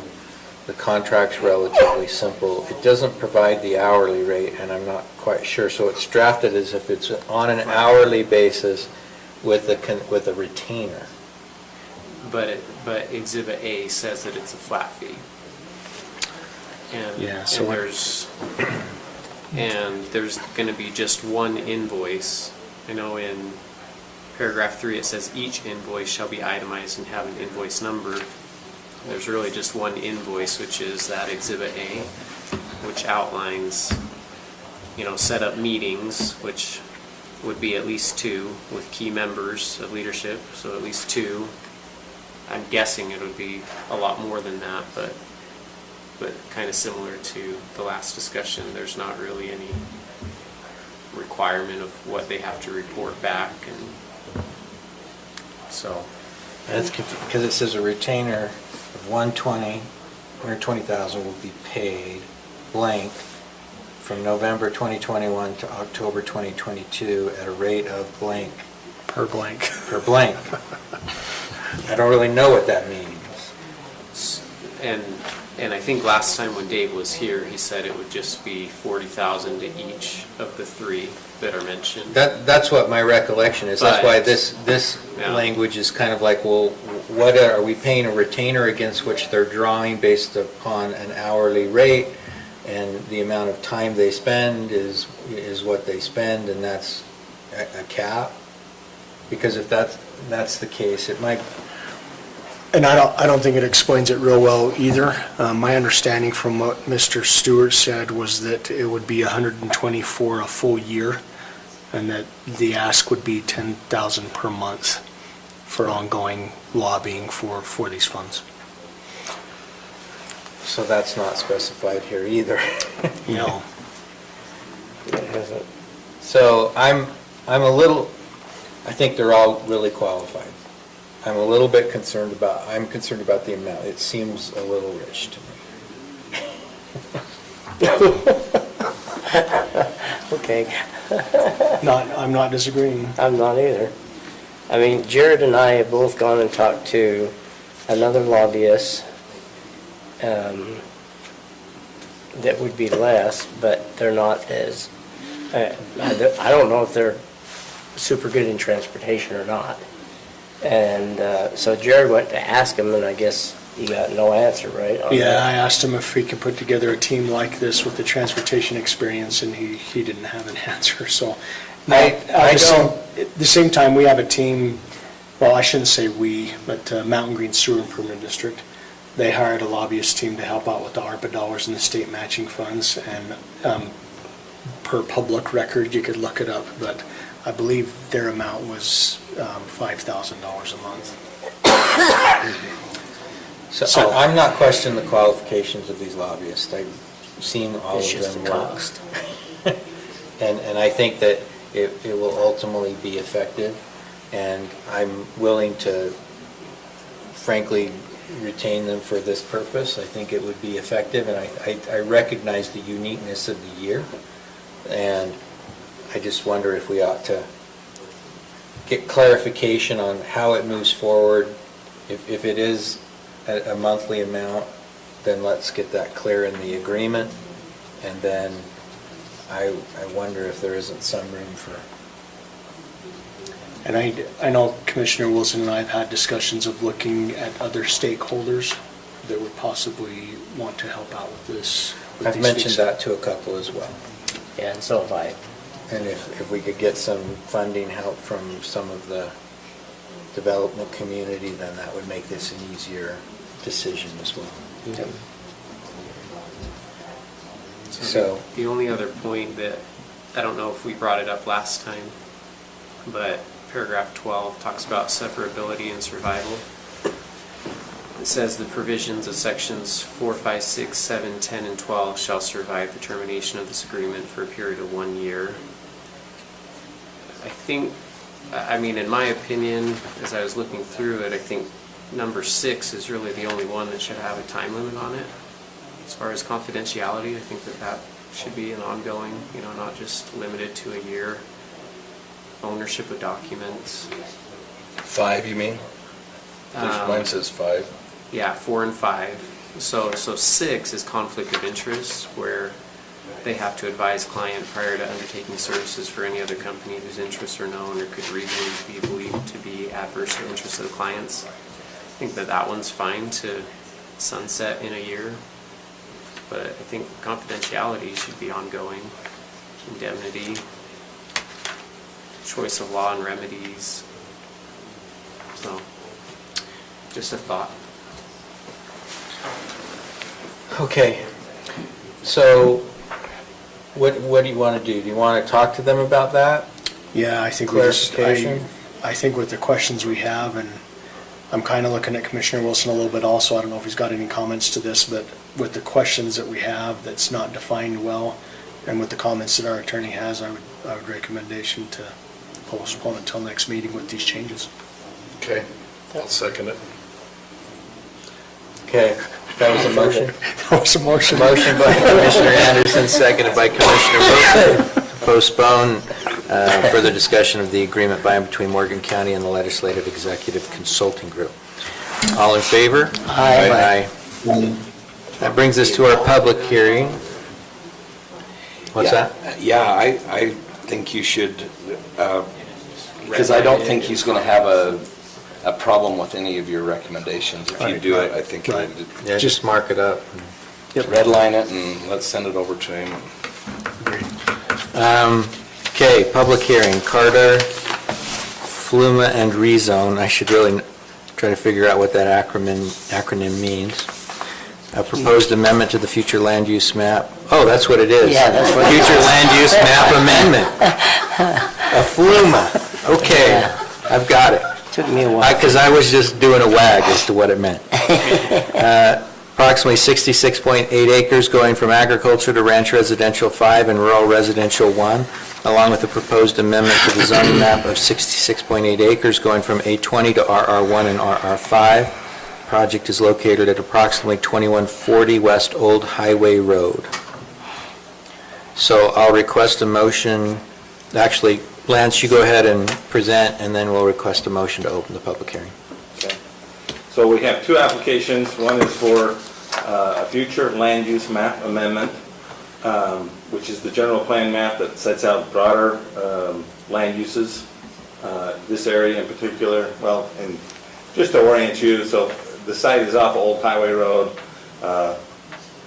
just south of Enterprise, around the bend, so to speak. It's a 66-acre parcel, kind of up on the hillside, and it gets taller and taller as you go back. The current future land use map has it as agricultural. You can see to the north is ranch residential in the Enterprise area. To the east is the natural resources and recreation, much larger lot, just primarily ranch land. And then we have rural residential 1 acre density along the highway that doesn't quite reach the corner of the property. It has some frontage in R1. The request is to, well, and then there's the zoning aspect.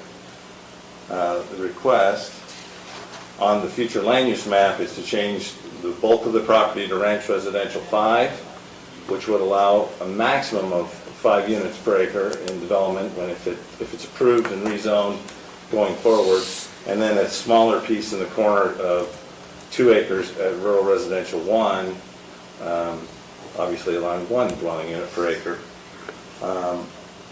And then the rezone request, that might be in. The rezone request is similar to this.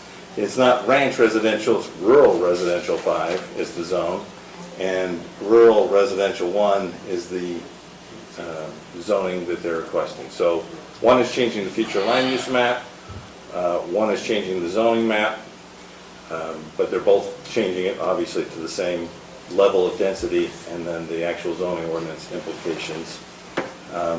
We had a discussion with the Planning Commission, and we heard some public feedback and concerns about the environmental aspects. This was a formerly, there was a dump site here on this property for a number of years, I understand. The applicant can talk more about their research into the environmental aspects of that, but they've done extensive work. It appears to staff and to the Planning Commission that the development can occur outside and away from any impacts there. It's a small portion of the property and there's really only a few buildable locations. But when we are rezoning a property, you are looking at potentially 5-acre lots. And that's the entitlement you're granting with that rezone request. So I think it would work. The lots could, any potential home sites would be away from that area that might have some environmental impact. They did do a geologic hazard study and looked at that, and there was nothing to show there either. The Planning Commission recommends approval of both of these applications. We are just combining because it's a 1-2 punch, but there are 2 applications. The future land use map has to be approved first, and then the rezone. Can I ask you a question? Sure. You said here just at the beginning, ranch residential 5 is 5 per acre? That's, or is that supposed to be ranch? I think he misspoke. Yeah, okay, that's what I wanted to make sure of. 1 unit per 5 acres. Okay, 1 unit per 5 acres, thank you. Sorry. What's the slope and stuff on this? I mean, is it up, I don't recall where it's at. It is a steep property. There's a lot of slopes, small ravines, and then plateaus at various locations. I think actually, I don't know if you probably can't see, but so this is a bit of a steep slope here, but it's flatter once you get up higher. Again, this is very steep here. They do have the road. I believe it's planned out to be, for our county code, it can't be more than 12% grade. Right. So this is right where the dump site was? Dump site was The road right here, goes right through it. right in these ravines. You can see the proposed home locations, at least conceptually, are east and west of it, and then all the way up. So the proposal, I'm just... So you have several limiting factors. So you're going rural residential 5 for the proposed zoning, which allows 5 dwelling units per acre, but here's, I don't know, I'd say it's at least 10 acres. No one's going to do anything there. I mean, you always can, but it just would not be economically viable to develop a lot of this property. So that, the topography alone is going to keep the density down and give you some assurance.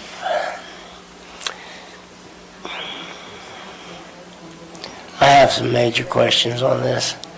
Major in the fact that, okay, we're changing it, the future land use map, from agricultural to residential, basically. Right. And the problem, what we're doing here is we're actually making homes going to be dotted all over the mountainside again. Again? Well, not, yeah, you get across the road, across the freeway, you've got the ridges. And that's homes all, up on the thing, and they're spread out. But even though they're spread out, is that really what is in what the general plan of 2010 was wanting? And the future plan, the general plan, is that what we're wanting again? Or do we want to have more clustering type subdivisions instead of spread all over the mountainside? I'm not liking the fact that we're trying to make our county look like homes all over the mountainside. I'd rather, if they're going to do it, and one way you can go do it is go up on the mountainside, you can look down into the certain subdivisions that are already there, and they're clustered. And there's a lot of open space around the subdivisions. And one of them is the Cottonwoods, the Rollins Ranch. They've done it, in my opinion, good, to where people are concentrated down here and it leaves open space. But when you get something like this, the proposal is to put, 30 homes up in there, and if that's the case, and they're going to be spread all over the mountainside with R5 or R5, or whatever one it is, and they're going to spread them all over the place, and yet it's going to cause eyesores, in my opinion. And I don't think we're protecting the mountains at all, even though it may not be usable land for anything but subdivisions. But all I'm saying is, this is just my opinion, again, is I don't know that we want, and I don't think the people want, dotted homes all over this county. They would rather have them grouped together in an area and then have them grouped in that PRUD. We've got to still wait for that, or the PUD. Whatever it is, I don't know that, I'm not in favor of changing it at this point until we get something in place for the new general plan. That's just me. Do you want me to answer? Sure, I'd love an answer. This is, the 2010 general plan is what we're looking at here. Right. And they outlined that this area would be agricultural and 1 acre density along the arterial roadway. We've done lots of amendments to that 2010 plan. It's 11 years later, et cetera, et cetera. So it is in the process, and that is the first request, is the applicant is requesting to change that future land use map to that vision. Can it be done? Yes, it's up to you if it meets, and they can address your concerns and you're okay with that change. I would say that you're not going to get a lot of development on this site because of the topography, like we've talked about, that alone. And then if you do 5 acre lots, I think worst case scenario, you're not going to get that many homes. We've talked a lot about, we're in the middle, not even the middle, we're closing in on the end of the general plan for 2040 general plan. And the feedback we've gotten initially, and then in the last round where people have responded to the initial draft that was put out there,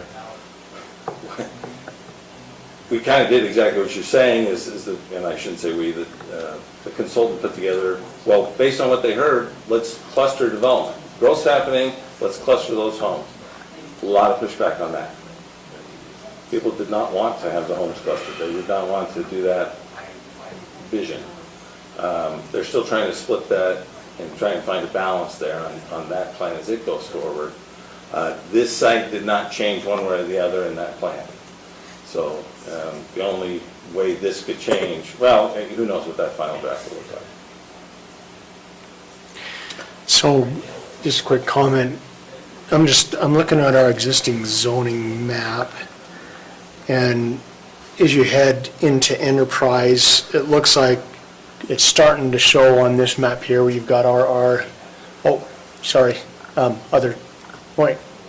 Yeah, you got it there. Anyways, it shows a large section of RR5 on the northeast side of basically all of Enterprise. So to say that this is, and it continues all the way along, so to say that this is a zone that's not consistent with any zones around it, I would disagree with that. I would say it's actually about as close as you can get without that little strip to being consistent to having that type of zone. I don't know if I can speak to what every resident wants or doesn't want. Yeah, that's but- fine. But I at least appreciate the fact that it's a similar zoning in that location. Do you want to hear from the applicant? Yeah, I'd like to. If they're And here, then we can open up the public hearing after, or do you want to do the public hearing first? let's hear from. Public. yeah. if we Let's do hear the public public. Yeah, and then we can have Okay, them we'll hear from the respond. public hearing, then you can respond to whatever we hear. Is there a motion to open the public hearing? I move to go into public hearing, or whatever it's called. Is that what it is? Yeah, public hearing. Is there a second? All in favor? Aye. Aye. Okay, I don't have anybody on the list, but feel free to come up and, Okay, my name's Francis Trunkus. I own the property just straight across the street. We have 6 acres there. I'm totally for the 5 acres. I do not want to see any more condensed housing up on the hillside. Not only that, we don't have the water or the sewer to have condensed housing up on that side anyway. We don't have a water system, we don't have a sewer system, so there's no sense in trying to put condensed housing up there. The only thing I am concerned about, and the only reason I'm here, is because I want to know who's going to kind of manage the site when they start digging and boring for wells and stuff like that, to protect our water. And putting roads on top of the dump site, the water's actually going to go into the dump site more because you're containing that water on the road and it's going to go off into the dump site, which will protrude down into the soils and down into our waterways. But I'm all for the subdivision. I think it's a great idea. This hillside's bare. It needs something done up there. 5 acre lots are perfect up there. I'm sure they'll plant a bunch of trees and vegetation up there, which it doesn't have, so it'll actually help our community out a lot. But we do need to have some way of managing what goes on up there and protect our water rights down below when we go forward with this. And that's my only concern. can you may have done this, I didn't catch it. Can you just state your name for the record? Francis Trunkus. Okay, thank you.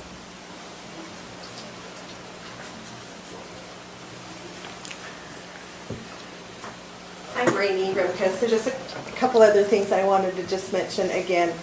After talking to Health Department, the EPA, the DEQ, Division of Water Rights, they just, give me directions. The reason why I talk to them is to educate myself as well and to protect our water. But they have advised me to, attend these meetings and make sure that this can be done as long as it's correctly. Because as he was saying, the slope, I just really worry that our well could possibly draw contaminated water, and at that point, then who's liable? So Where's your well located? it is Right there? it's right here. About, I want to say 200 feet off the property line? 110 feet off the property line. And then whatever restriction this way. And So Rainey, again, do you remember how deep that well was? How deep did you go down to get water? I do, 150. So. Okay, thank you. So you're in favor of it or not in favor of it? I'm just curious because he said he was in favor of it. I just need to know if you're in favor of it. I'm in favor of it too, as Did long you as want like. him to go home and fight or something? No, I just want to find out what it is, They could fight. Again, if my well starts drawing contaminated water Well, that's after where- we're developing, then my home's gonna be condemned by the health department. So, because we're eventually trying to build right there, but we haven't got through that process yet. We're actually going through all this as well. We came here last year and went through the land use change, and then we did a rezone change, 2 separate steps. And then we're working on actually trying to get our property into 3 separate lots so we can support our kids, give them, somewhere to live as well. And that's exactly what this owner is saying he wants to do too. But again, I just am so concerned that where it was a dump site, unregulated by I have proof that it was unregulated and we don't know what was dumped there. Batteries, chemicals, all that could push down into our groundwater, so that's the concern. But it can be done, yeah, like if we're just making sure we're not gonna contaminate, are we gonna test the air, like what toxins are gonna come out, but mostly it's all my well waters I'm just protecting, so. I just question the fact that you're concerned about all these items, but yet you're in favor of the project.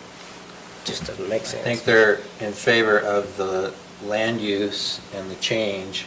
They want to make sure that it's done in a way that doesn't contaminate their well. Yeah. That's fine with me. So.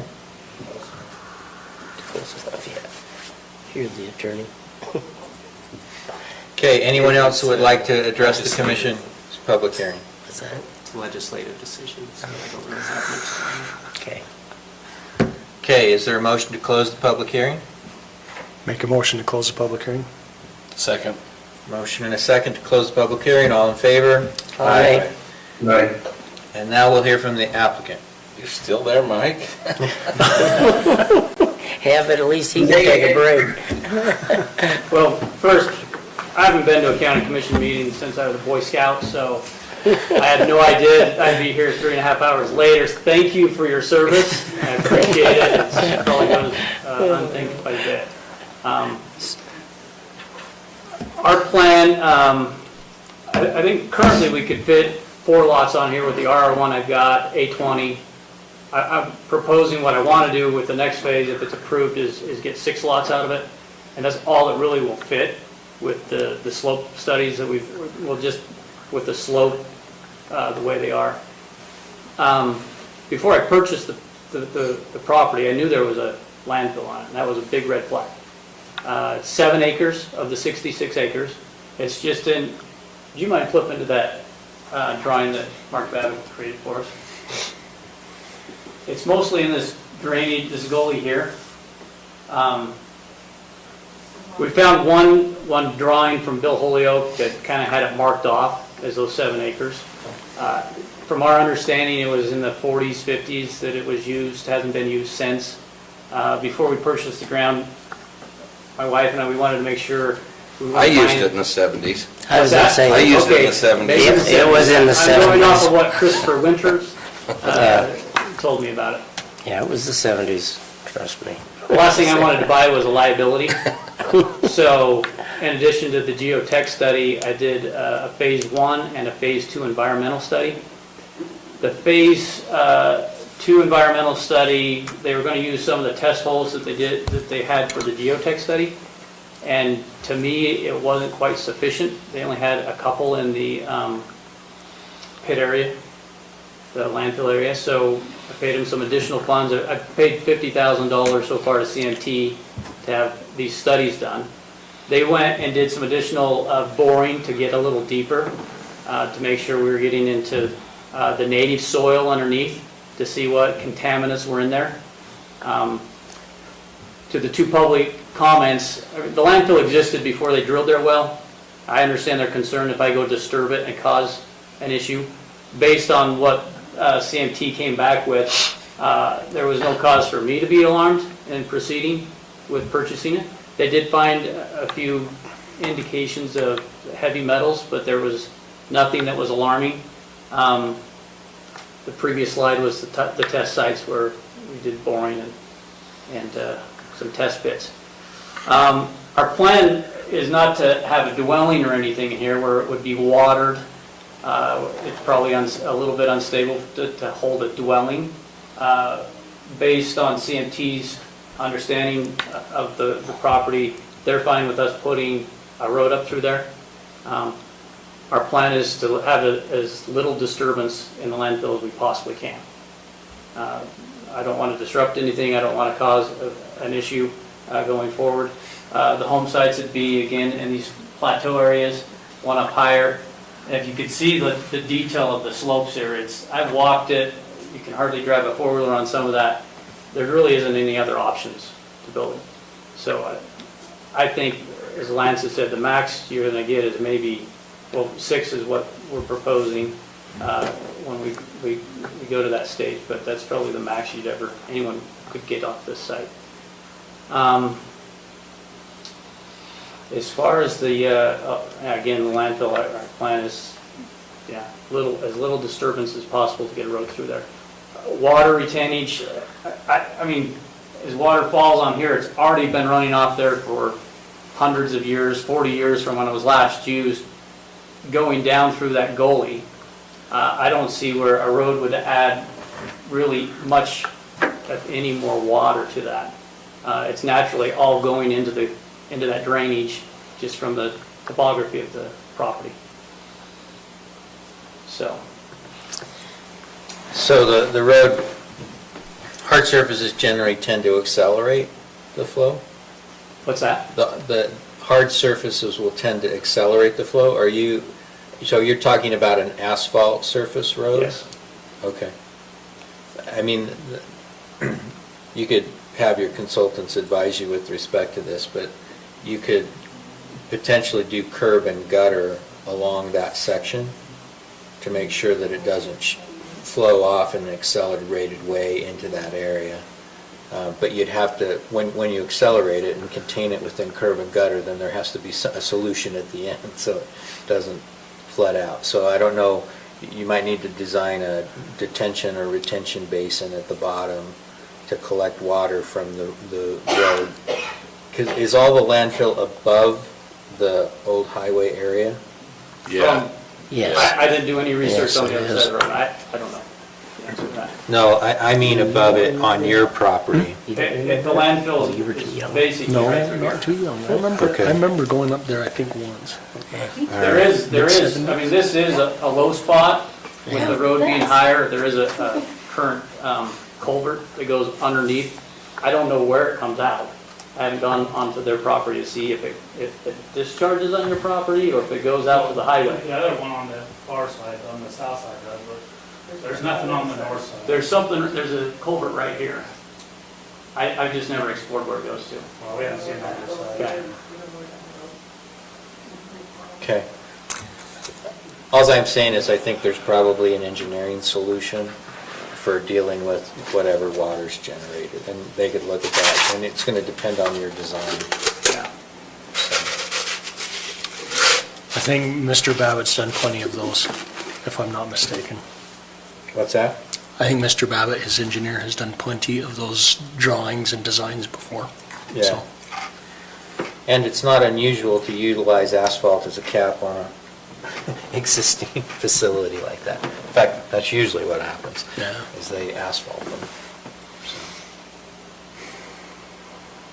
Any other questions for Mr. Carter? I do. What's new? As far as, I mean, this is just an idea in your head as far as what you want to accomplish. Is any of these homes, I mean, the one here at the very top, up there, based on the topography of it, it looks to me like it's going to be on a point of a hill. Is that correct? Or is it into a... What do you mean by the one at the top? Right there. Okay. So Yeah. your question is, I mean, there's a ridge coming down, it flattens out, and then it comes down another ridge. Okay. Yeah. Okay, that's what I need to know. Okay.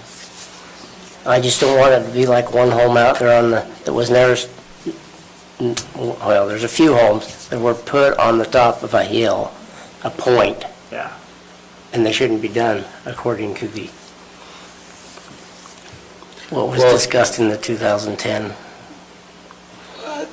And whatever our ordinances say General- with respect to ridge line protection and That's so right, forth. that's right.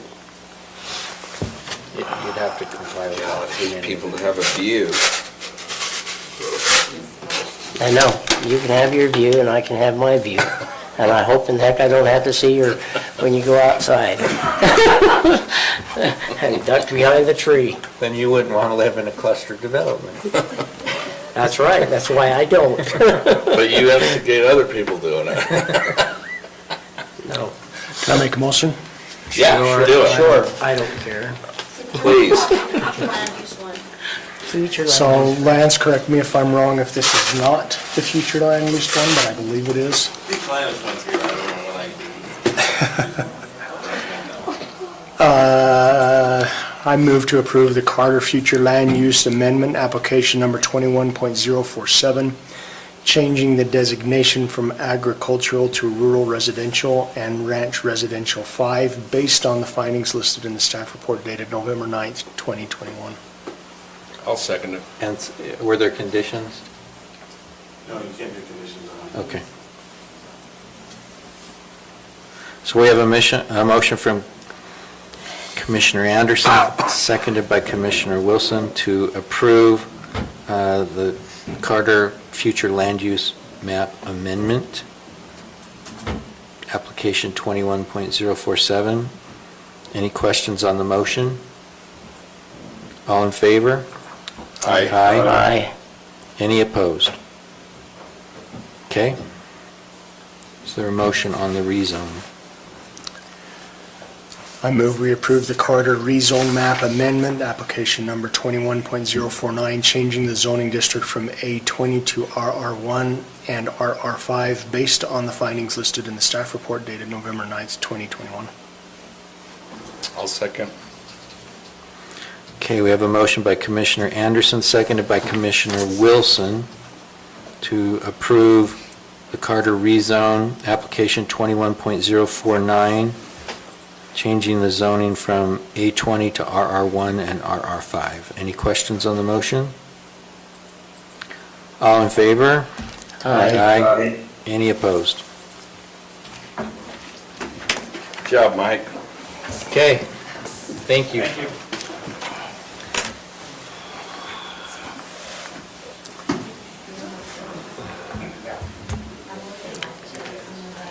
We don't need any closed meeting, right? He's one of the best people I know. I know, that's why I approved it. You, I like Mark. so you need to get ready to go tomorrow, don't you? I do. Yeah. So we don't have need any closed door meetings? I thought we were No. going to. You did? I have no clue what's going on, but I think we ought to be. That stuff we had this morning. Hey, I have to leave at 4 if I'm gonna get anywhere, so he gets to stay longer. You're complaining about leaving early to go on vacation? Is that what I'm hearing? I'm not going on a vacation. Jeez, I'm going by myself. So it's not a vacation when I go by myself. If my wife was with me, it would be. His wife's getting a vacation. Actually, she doesn't get the vacation. She has to take care of the kids. Okay. If you want to go into closed session, that's fine. We would probably could address it quickly. Yeah, probably. Just have to make a motion and state Okay. the reasons why. So before we do that, in terms of commissioner comments, so that we can, don't have to come back. Have zero. I'm good. The one thing that I'll raise is the staff has raised a question about their annual Christmas party. This is staff-wide, not necessarily the planning department. I know you sometimes do a different one with the planning commission, and I know they're doing that separately. Last year, because of COVID, we didn't do the staff party, and we did gift certificates that I think, was it in the range of $6,500 if I total? Yes. The party generally costs more than that. In speaking with Stacy, she suggested that they might enjoy that same approach again this year, as much as having a party and there's difficult, I mean, we still are in a transmission relatively high rate of COVID. I keep wanting those numbers to come down, but they seem to continue So on do a we statewide give basis. ourselves a Christmas present too? No, we don't do that. We do typically in the last meeting in December before Christmas, we generally bring a gift, small gift for each other. And They have king crab and steak. White elephant. So. Hey, I appreciate these. But if you want to, so they're just asking for direction on that? Are you comfortable with the gift certificate idea, if that's what they want to pursue? I'm fine with that. What's the cost difference? It's It's more or less? It's less. Anytime we can save money. Okay, move forward in that direction. And here's this meeting. Yeah, If there's really. a motion to go into closed session, please state the purpose. Just really quick, I've forgotten to email you guys, Haley has submitted her resignation, so she's her last day will be November 12th. Why, 26th. what did you do? It's what we did. You spend every other Tuesday with me. What she has to do. So, it's wonderful that she made this one. She's done a great job and been really good, so. She has been good, and Wish she wasn't going. For that and the planner too, and so we'll get those going. okay, thank you. Thank you. I move that we go into executive session, or closed session to discuss employee. whatever it's Competence called. of an individual. Yeah, Has to be competence of an character, individual. Professional competence. Yeah. Character and professional competence. And when we come back, we will simply close and go home. You're crazy to wait and see.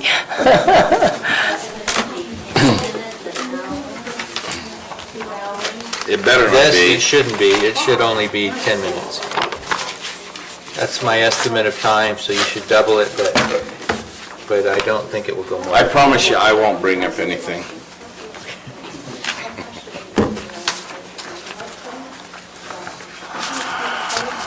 Because I'd like to eat Okay, so dinner there at was a some motion to point. go into closed session to discuss the character and competency of an individual. All in favor? Aye. Aye. Aye.